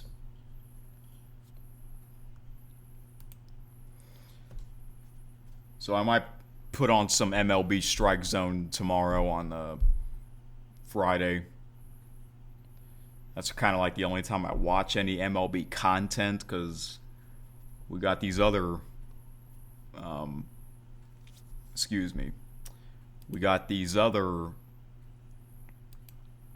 sporting events going on. We got the NBA and NHL playoffs. That's the most important. And we have the UFL, okay? And we also got a pretty big weekend. Real quick on the UFL. I've watched pretty much every game except for the last one. The latest game, which was last Sunday, I haven't watched that one yet. Because the past couple of nights I've been watching old pro wrestling because I still want to catch up on that era. So, at some point I'll watch that UFL game. All right. And to the UFL, Week 6, I can finally give you my predictions of the United Football League. Yeah, because for the past 5 weeks, I couldn't give you my UFL predictions of the games because I've been behind catching up on the games that I missed. All right? But since I'm pretty much all caught up except for the last game, I'll give you my week 6 predictions. Okay, yeah, we're halfway. Regular season is halfway over already. Because, it's only 10 weeks, right? So week 6, there's a game tonight. All right. St. Louis Battlehawks at the Louisville Kings. I think St. Louis is a better team. I'm going to go with them. Your favorite team, 5-Tayer. The game's in Louisville. And Louisville did host the first UFL game of the season against, I believe, Birmingham. And the game was pretty much sold out. So that's awesome. Yeah, a lot of these teams, they play in a soccer venue. All right, so the game's on FS1. Let me see something here. I'm on the UFL's website. Oh, by the way, speaking of the UFL, I bought a Houston Gamblers shirt. That's right. I ordered it the other day. And I'll let you know when I get it, I guess, or I'll show it to you whenever I get it for the next episode of KSN. I'll probably get it in about a week. Usually it takes about a week when you order something, unless if it's Amazon Prime, Okay, so the Battlehawks are the favorite, 3.5 point favorite. The over/under is 45.5. I'm going to say. Wait a minute. The game that I haven't watched yet had the Louisville Kings.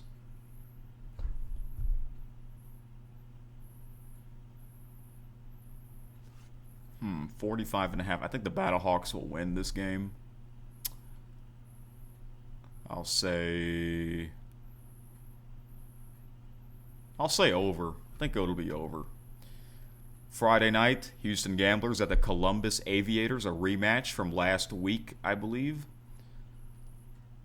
Gamblers are 2-3. They should be 3-2 because a couple weeks ago, towards the end of the game, the Gamblers kicker kicked a very high field goal that went as high as top of the uprights, and it looked like it went through the uprights, but the official says no good.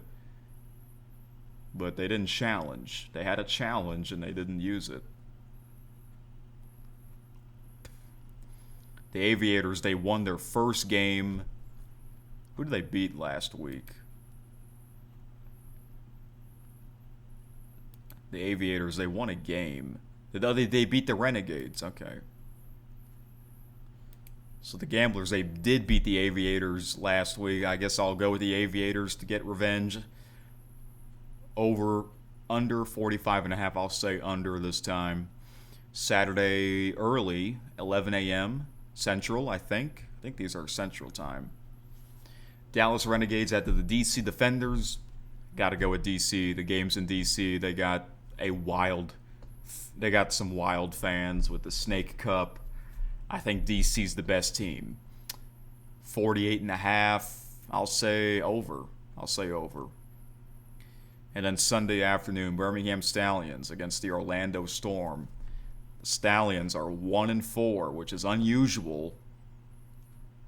Unusual seeing the Stallions with that record, win-loss record, because they had, Skip Holtz until this season. AJ McCarron's now the new Stallions head coach, who played for the St. Louis Battlehawks 2 seasons ago, I believe.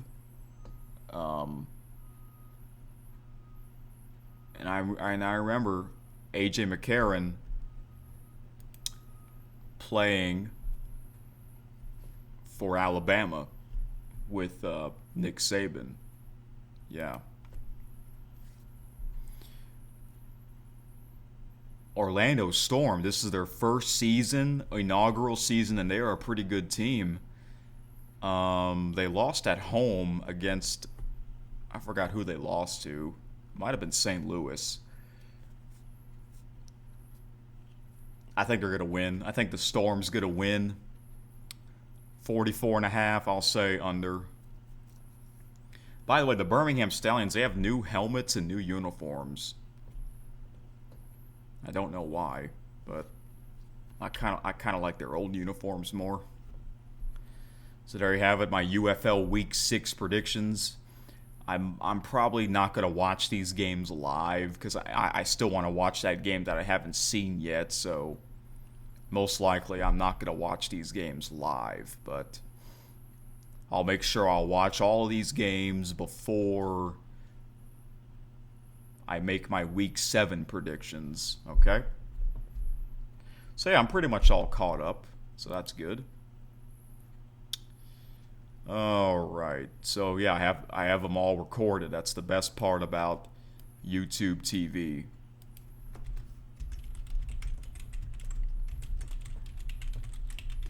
Okay. Tomorrow there's a big event happening. And that is the Kentucky Oaks. If you don't know what the Kentucky Oaks is, the Kentucky Oaks is a horse racing event the day before the Kentucky Derby. And the Kentucky Oaks has fillies, thoroughbred fillies, which are female horses. Okay? So, but the Kentucky Oaks is a pretty big event, held the day before the Kentucky Derby. And for the first time, the Kentucky Oaks race will be prime time. Yeah, because I saw the schedule on Peacock. All right? And I'm like, if I can find it here, excuse me. Yep, it's going to be on Peacock and NBC. The Kentucky Oaks event will start at 3 p.m. Central. It's going to last until 8. And, you know, the Kentucky Oaks race will be last. It'll be dark. It'll be nighttime. Wow. First time ever. Yeah, I think this is the first time ever the Kentucky Oaks race will be prime time. I am completely okay with that. I'm glad it is. So yeah, I will watch the Kentucky Oaks. I have Peacock, so that's great. I do work on Fridays, and the earliest I come home is at a little after 4. So I'll be, you know, as soon as I come home, I'll tune into it, and I'll be like an hour behind. Or I can fast forward to the commercials and probably catch up to the live feed. All right. Yeah, I'm actually looking forward to the Kentucky Oaks. Speaking of horse racing, I actually last Friday and especially Saturday, I watched the replays, the horse racing replays that they had on Peacock. I did. Because I remember, oh yeah, Peacock's gonna have some horse racing events. They call it the Road to the Kentucky Derby. So they had the Pegasus World Cup Invitational from January 24th, the Holy Bull Stakes from January 31st, the Fountain of the Youth Stakes from February 28th, the Louisiana Derby, which is in New Orleans, March 21st, the Florida Derby, March 28th, and the Santa Anita Derby and the Bluegrass Stakes from April the 4th. Yeah, I watched all those in order. I was doing my own horse racing event. Yeah, I wanted to see the road to the Kentucky Derby. This is like their road to WrestleMania. You know, it's such a big event. It really is. So, and yeah, NBC's coverage is awesome. It really is. It makes it very special. I love it. Hey, Bob Costas is back on NBC. Is there a chance we might see Bob Costas at the Kentucky Derby? For old time's sakes? I hope so. That would be awesome. And last Saturday, they had the Kentucky Derby opening day, the post-position draw. So, yeah. The Kentucky Derby is Saturday, the day after the Kentucky Oaks. I will preview that on Saturday's episode of KSN, the Kentucky Derby.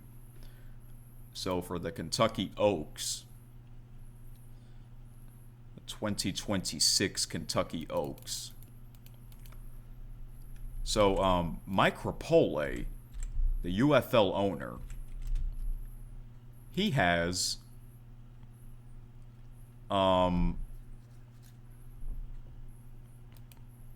he owns a horse And I think the horse's name is Zany or something like that. I don't know if that horse is in the Kentucky Oaks or the Kentucky Derby. Let me see. Let me look this. I want to look up the lineup. The Kentucky Oaks lineup. Kentucky Oaks 2026 horses. Here we go. I remember his two. I think that horse. His horse's number is 2, I believe. Yes, number 2, Zany. Oh wait, no. Or is this the Kentucky Derby lineup? This is the Kentucky Derby lineup. Mike Repole has a horse in the Kentucky Derby. How awesome is that?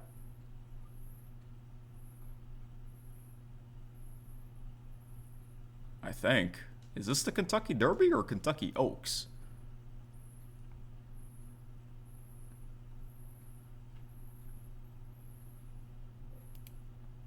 This one has 17. Normally the Kentucky Derby has 20. But does the Kentucky Oaks have 17 horses?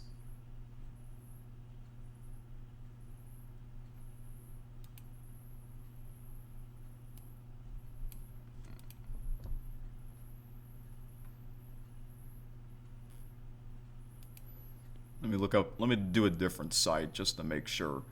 Which 2026 Kentucky Oaks contenders should thrive on a wet track?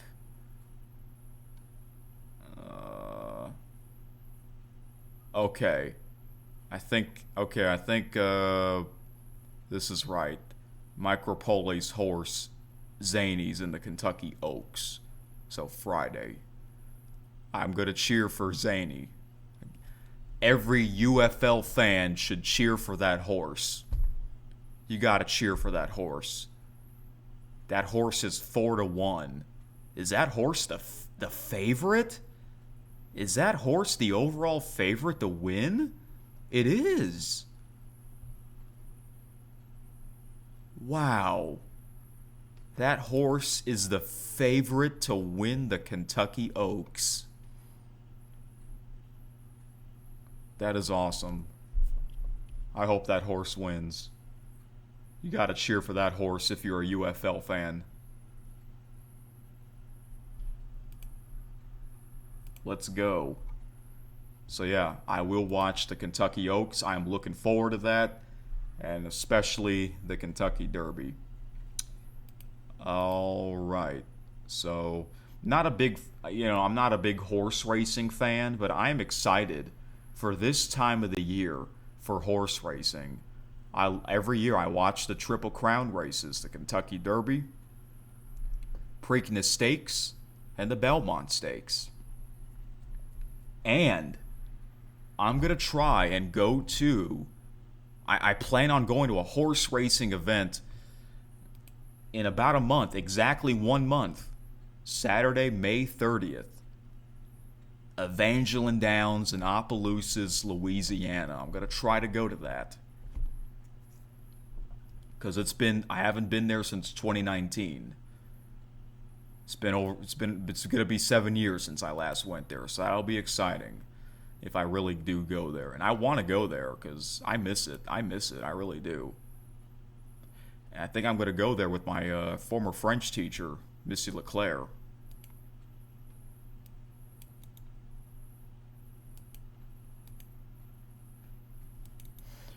Okay, so yeah, we got a big weekend for sports, obviously.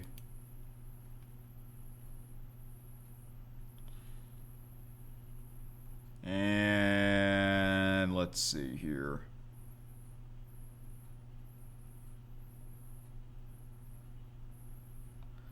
Okay, I know this episode's already over 2 hours. Jeez, this might be another 3-hour episode.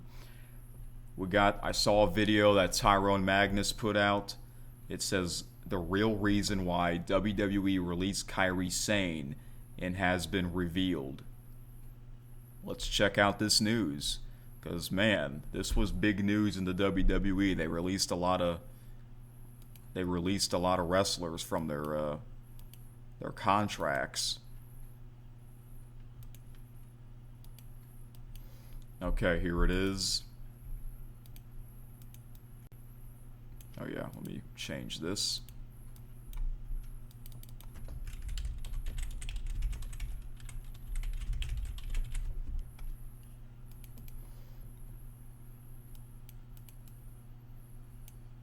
Here we go. What? Huh. So there is a Normally he says, what is happening? He just said, what? particular reason why Kairi was released. I couldn't believe it when I heard it. Check this out. The real reason why WWE released Kairi Sane emerges. So it says, the real reason WWE released Kairi Sane emerges appeared first on Clutch Points. Add Clutch Points as a preferred source by clicking here. While it was shocking for fans, Kairi Sane's release by WWE during the company's latest round of roster cuts didn't come as a surprise to some. Dave Meltzer of Wrestling Observer Radio reports that Sane's release was granted because she indicated that she wanted to move back to Japan. I would have never thought that that was the reason. She asked for her release. Fans Wow. is going crazy. Thinking WWE did her dirty. Just bean counting. And you know, if I was her, I would have came out and said something. I don't know if she has yet. I don't know if she's posting anything because fans are losing it. You got change.org. Even I voted on that and shared it to keep her, to bring her back. Despite speculation, it was not a money issue. Meltzer noted that WWE and TKO are in a great place financially, so this decision had nothing to do with her pay. This makes a lot of sense, as it had been reported that Sane is already back in Japan in days after her release. It's unknown what her next step is, but perhaps she'll rejoin World Wonder Ring Stardom or New Japan Pro Wrestling. Why? I wonder why she wanted to leave. Is it a man? You know, some women do it for a man.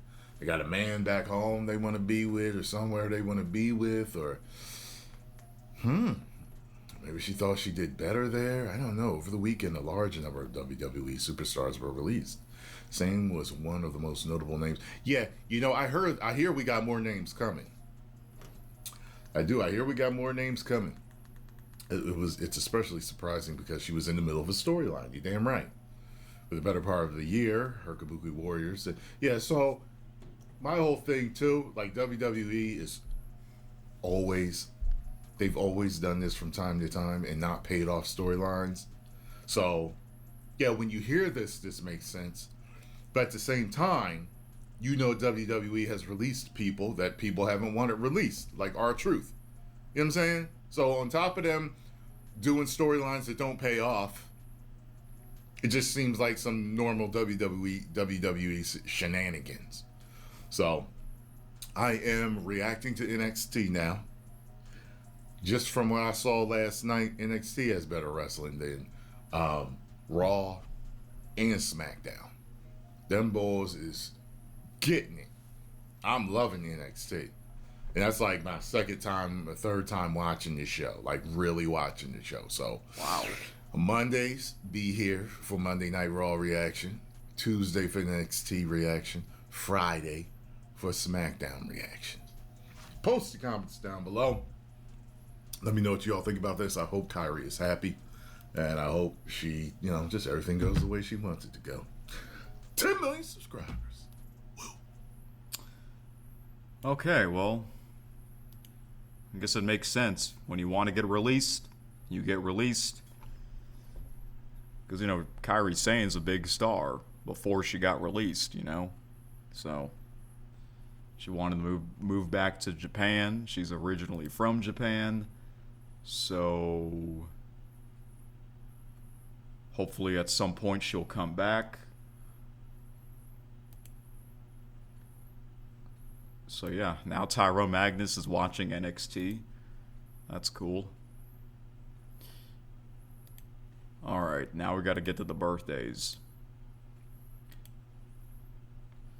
So because I'm now permanently doing 3 episodes a week,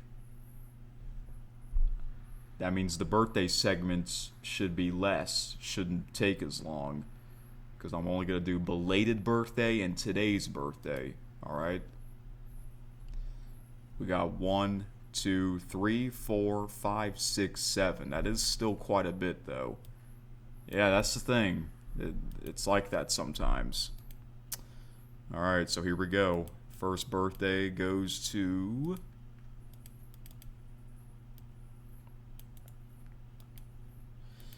a wrestler. I know a lot of wrestlers. That's right. Jay Lethal. So Jay Lethal, best known for his time with TNA. He teamed with Consequences Creed to win the TNA World Tag Team Championship on January 8, 2009. Before fame, he started training when he won a Jersey All-Pro Wrestling competition that resulted in 6 months of free training. Trivia, he won multiple TNA X Division championships throughout his career. Family life, his real name is Jamar Shipman. Oh, okay, Jamar Shipman. I forgot to put the wrestler's real name, so let me fix that. I normally do that, but I forgot to do it that time.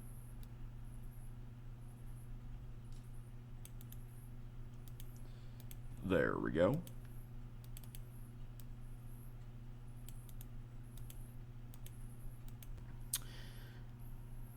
Okay, he previously dated WWE wrestler AJ Lee. Wow, I didn't know that.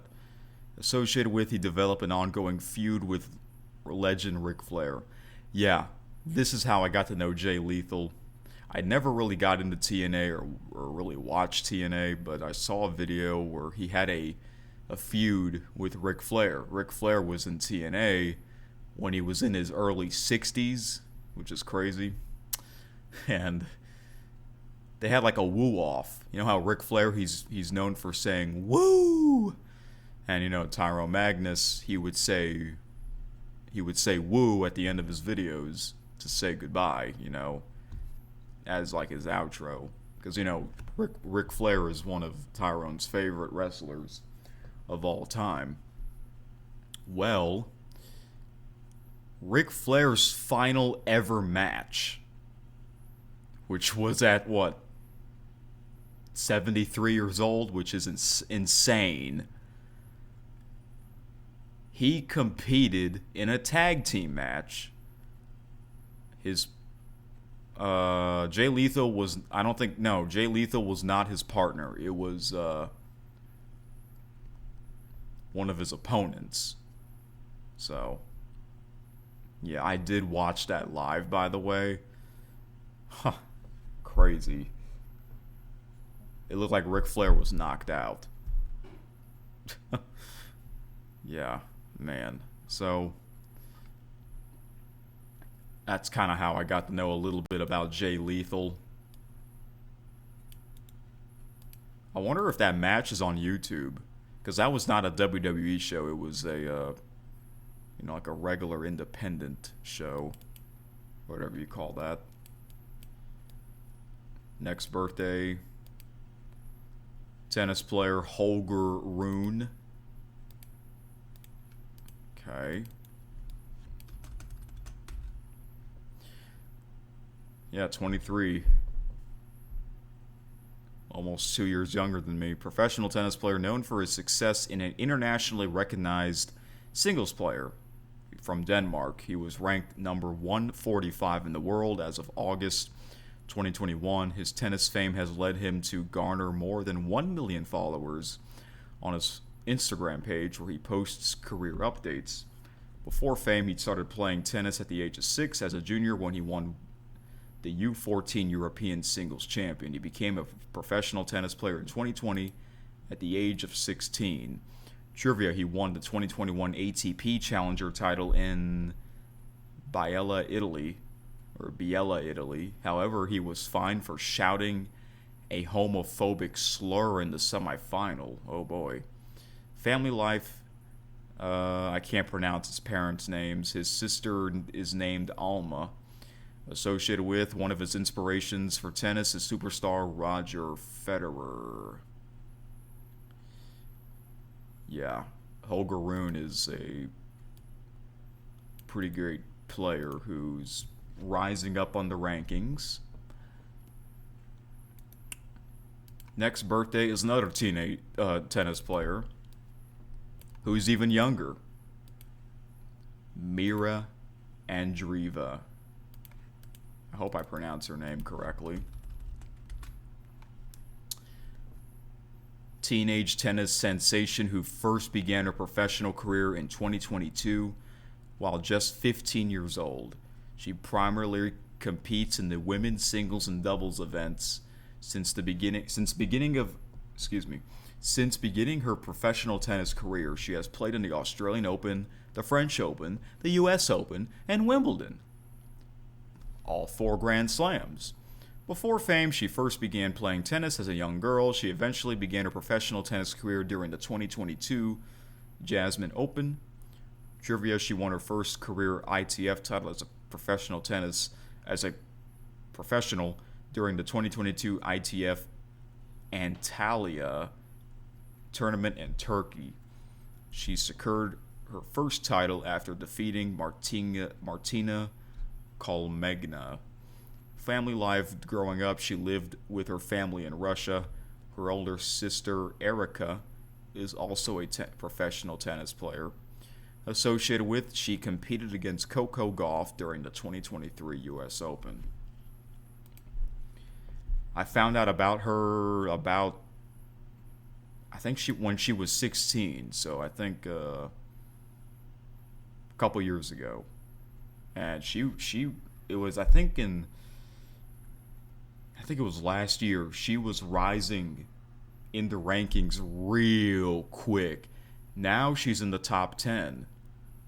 I think she's last time I saw her ranking, I believe she was ranked number 7. Wow. Someone who's only 19. Yeah, 5-tayer, if you're still listening, that's awesome. This player is only a few months older than you. Can you believe that? Pretty soon you'll be watching some athletes that are younger than you. So, her biggest win, she beat Aryna Sabalenka, I believe it was in last year's Indian Wells. And I think I was talking about that in last year's whatever episode that was in March, okay?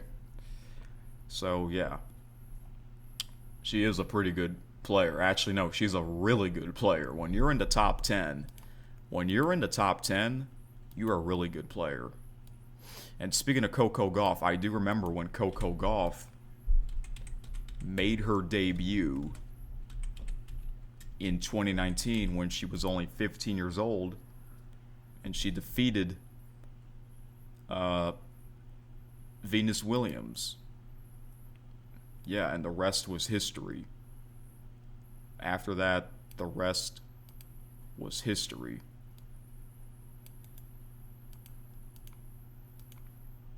All right, next birthday is another professional wrestler, or former probably.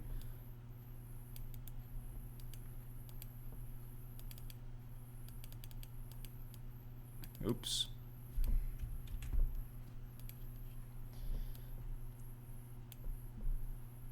Thaddeus Michael Bullard, also known as Titus O'Neil. Okay, so Titus O'Neil, professional wrestler, 49. That's getting old to be a wrestler. He became a regular on the WWE circuit in 2012. Before fame, he briefly played in the Arena Football League. After playing 4 years of college football for the University of Florida. Trivia, he began his WWE career competing on the series NXT and NXT Redemption. Family life, he fathered 2 sons, Thaddeus Jr. and Titus. Associated with, he was defeated by Zack Ryder on an episode of NXT Redemption.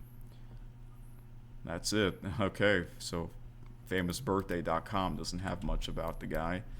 Let me see if he's still active. Is he still signed? Oh, okay, he is signed to the WWE as a global ambassador. All right. His highlight of his career is actually back in 2018. They had something called, Saudi Arabia had something called the Greatest Royal Rumble. A 50-man Royal Rumble match. Titus O'Neil, he came out. He was jogging to the ring, and he somehow tripped, and he went head first under the ring. There's a video on that. They call it, and then he kind of made that as like a little storyline called Titus World Slide. Yeah. I'm going to put that in the link in the description if I remember. If not, you all can search it up. Titus O'Neil slides or falls, and then you'll see what I'm talking about. That has to be his highlight of his career. Oh, I remember, I think Titus O'Neil, he did the Riders Up at the Kentucky Derby or the Preakness. Yeah. Next birthday, another tennis player, Andre Agassi. Andre Agassi, one of the best tennis players. One of the best American tennis players of all time. Oh, he was born in Las Vegas. Former tennis star who won all 4 Grand Slam titles, including the Australian Open, 4 times from 1995 to 2003. He was inducted into the International Tennis Hall of Fame in 2011. He is an active philanthropist, and in 2014 remodeled a vacant University of Phoenix building into an independent school. He dropped out of high school in 9th grade to pursue tennis. That's before fame? Wow, okay. That's unusual when someone drops out of high school that early. Trivia, he won the gold medal at the 1996 Olympics in Atlanta. Family life. He married... What does that sound? Hold on a second. Alright, either that's the ceiling fan or it's coming from outside. Because, have my TVs off, obviously, because I'm recording this episode. So Andre Agassi, he was married to Steffi Graf on October 22nd, 2001. Steffi Graf is one of the greatest female players of all time, tennis players. The couple has a son named Jaden and a daughter named Jazz. Associated with, he had a sole ownership of the record for most Australian Open titles until Roger Federer won his 4th in 2010. Famous birthdays, they did a typo. They put Roger Federer instead of Roger. So yeah, Andre Agassi, he won the career Golden Slam, meaning you won all 4 Grand Slams in your career. And Andre Agassi, he's also into pickleball, so that's cool. And he seems like a pretty funny guy, too. I have seen that pickleball match that he was in. It was him and his wife against Maria Sharapova, and I think it was John McEnroe from a couple years ago. And I saw that they had another pickleball event, and I think he was also in that tournament, or in that match. I haven't seen it, though. I'm sure it's on YouTube. So yeah, Andre Agassi. When he was young, he had a lot of hair. He had like a weird looking hairstyle, and then he decided to shave his head. And he looked the same ever since. So, yeah. Andre Agassi, one of the greatest American players of all time. I'm surprised Famous Birthday didn't say this. His big rivalry was with Sampras, Pete Sampras.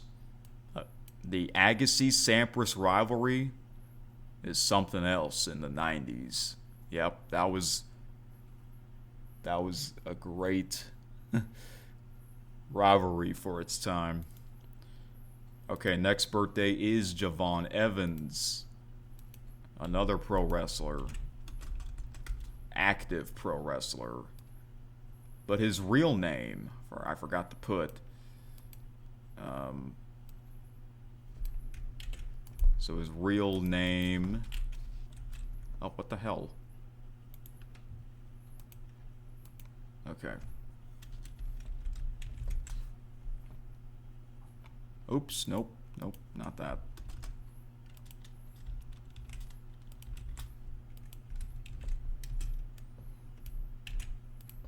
There are a few wrestlers that they go by their real names, such as John Cena and Brock Lesnar. Malachi Jeffers.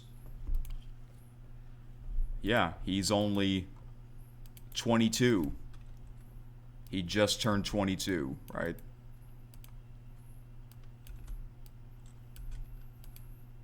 Yep. Wow. He's the most popular one on that I know that was born on April 29th. Yeah, because famous birthdays, I like to go, they list them by popularity. Wrestler and part of the WWE Universe. He debuted professionally in 2018 under the ring name Jay Malachi, competing in various independent promotions such as Deadlock Pro Wrestling, Firestar Pro Wrestling, and Premier Wrestling Federation. During his time in the indie circuit, he captured multiple championships, including the DPW World's Championship, the SPW Heavyweight Championship, and the PWF Tag Team Championship. Before fame, he began his wrestling career journey at the age of 13, training under Labron Cazzone. Trivia: in November 2023, Evans signed with WWE and was assigned to the NXT brand. He made his televised debut on April 9th, 2024, defeating Scripps, SCRYPTS. Never heard of that team before. I wasn't watching it at the time. Barely. Family life: he was from Greensboro, North Carolina. Associated with, he has fought against Ethan Page, Randy Orton, and Ilja Dragunov. So yeah, I've seen Javon Evans recently in the WWE.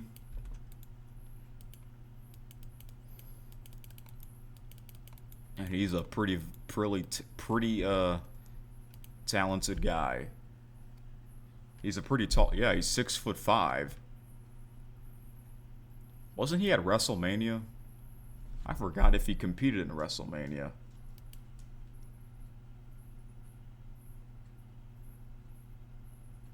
No, I don't think he did.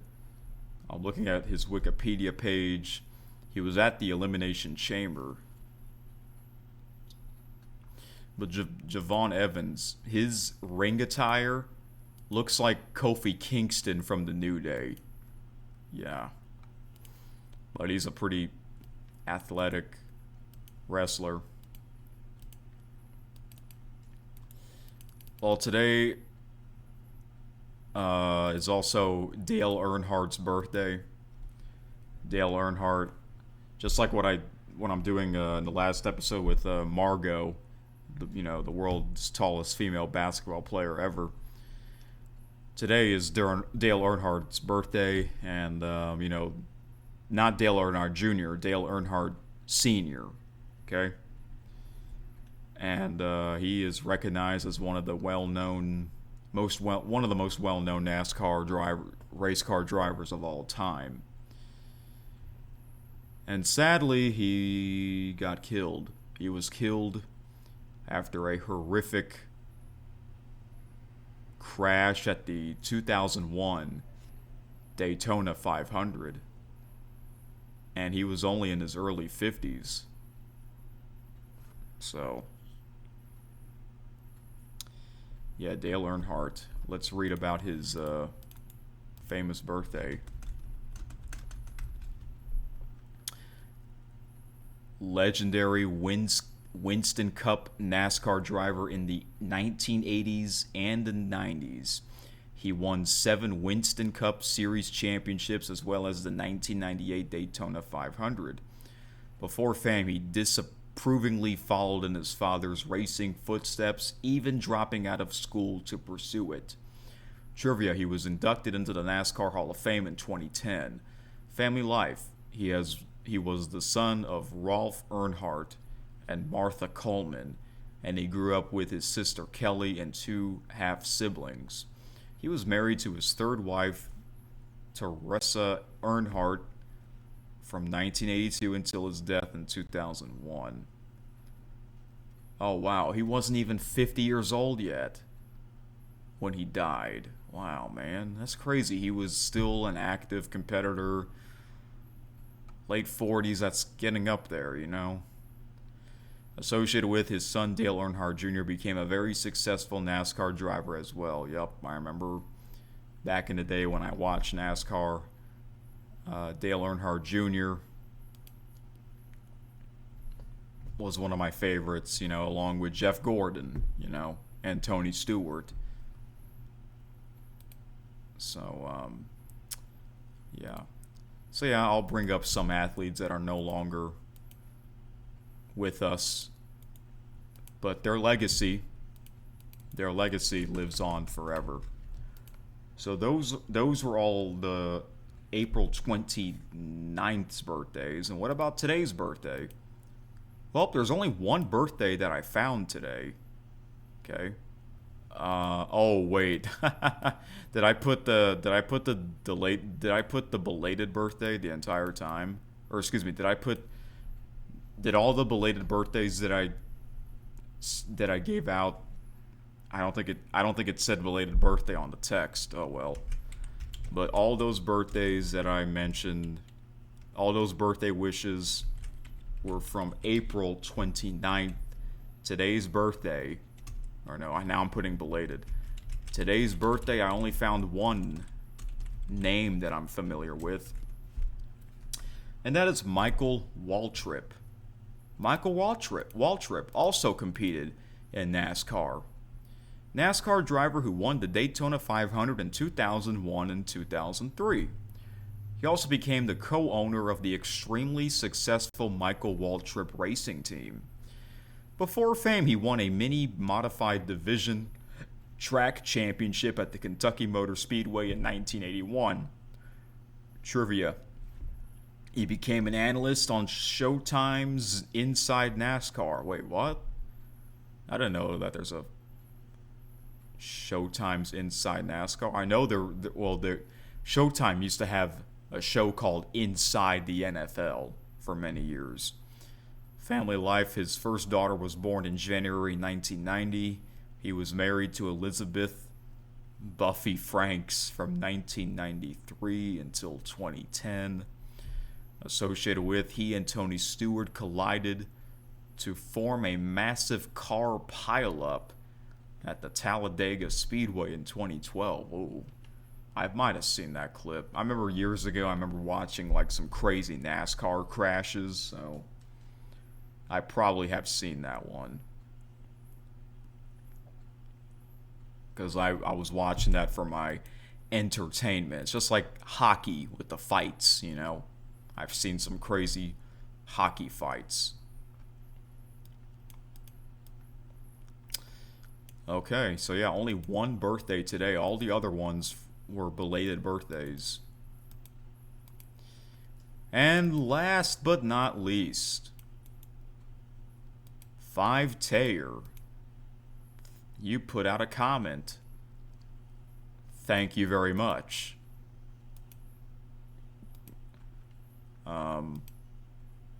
Because you are the MVP of this channel. You've listened to pretty much every episode, right? That's crazy. And this episode's another long one, over 2.5 hours. Oh my gosh. because I got into, I guess, sort of ranting about, the CFL's major changes. I could have saved that for Saturday's episode, but I decided I could not wait. I guess I could not wait to give you my thoughts on that. So, yeah. Now Saturday's episode will be much shorter because now I have all the time to give you, to talk about what I want to talk about on Saturday, which is mainly the Kentucky Derby. I should have thought about that, but I didn't. Oh well. But we're almost done. So thank you for the comment once again, because I would like to get more comments. That makes it more fun and exciting for me. So you said, I had an idea you would consider. What if every episode you pick one topic to talk about as long as you want, and then you're on the clock for everything else? I like the idea of using the timer to speed things up, but sometimes certain topics deserve more time.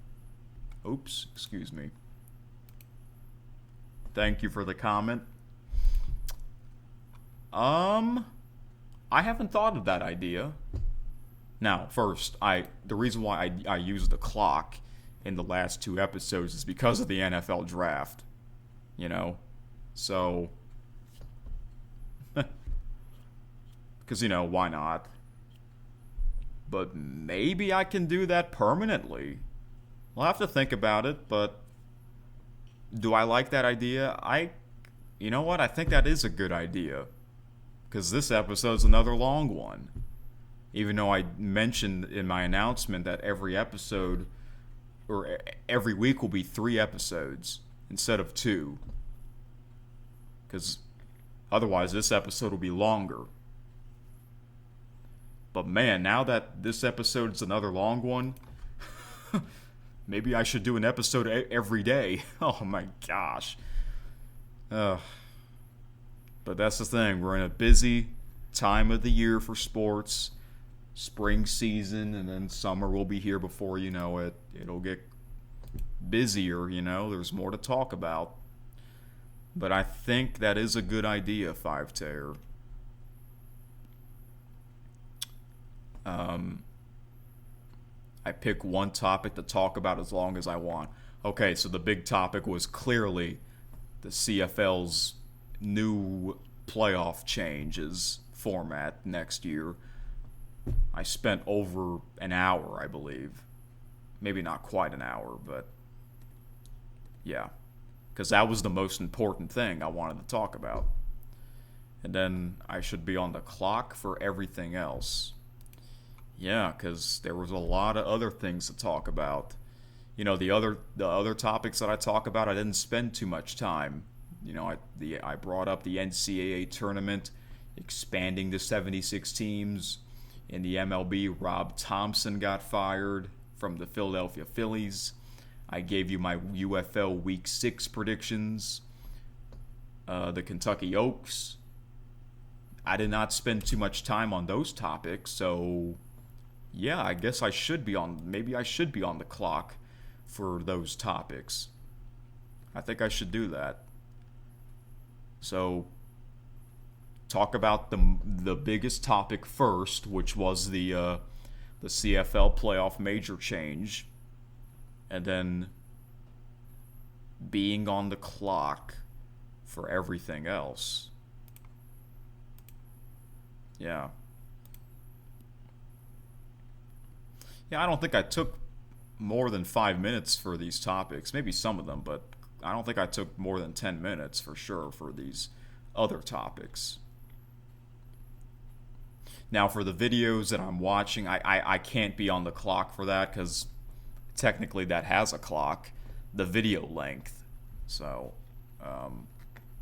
yeah.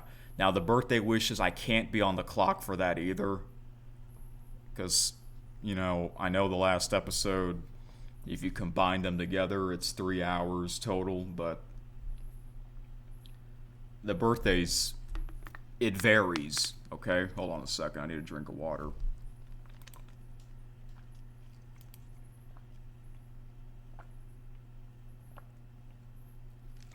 Yeah,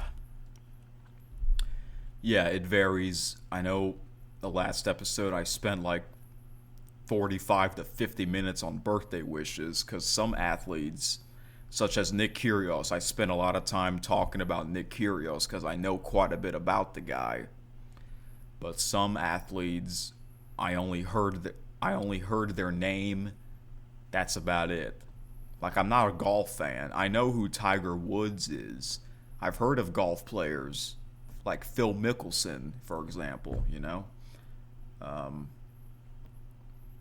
So, yeah. And whenever I read their article or their bio on famousbirthdays.com, the more popular the athlete, there's more to read about, you know? So, I can't really be on the clock for that, so, yeah. But I kind of do like that idea. So I don't know if I'll do that for the next episode, because next episode will be on Saturday, meaning I can spend as much time as I want. Okay? But I think the Saturday episode's going to be a very short one. Oh, well. So maybe I'll try this on Monday. Maybe Monday. Man, another long episode. That's kind of crazy. I think I need to stop these long episodes. Because, you know, it would be great if more people follow this podcast and get more comments, you know. So, yeah. I guess we'll see. Maybe I will do this. And then I guess I'll figure out how much time I want to put on the clock. Put on the clock. Yeah, I've been watching, old NFL drafts. And then I'll watch, tonight I will premiere release of me watching another round 1 NFL draft, okay? And tonight I'll watch Draft Day, the movie, and then I'll premiere that tomorrow night, Friday night movie. So, yeah, it's been one crazy week for this channel. Yeah.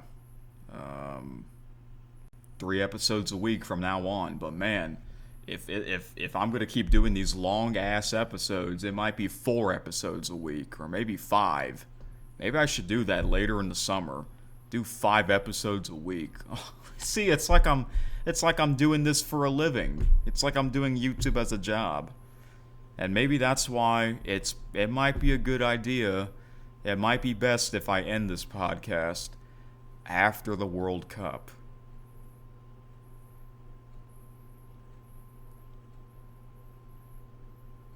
So, yeah. All right. That's it. And anyways,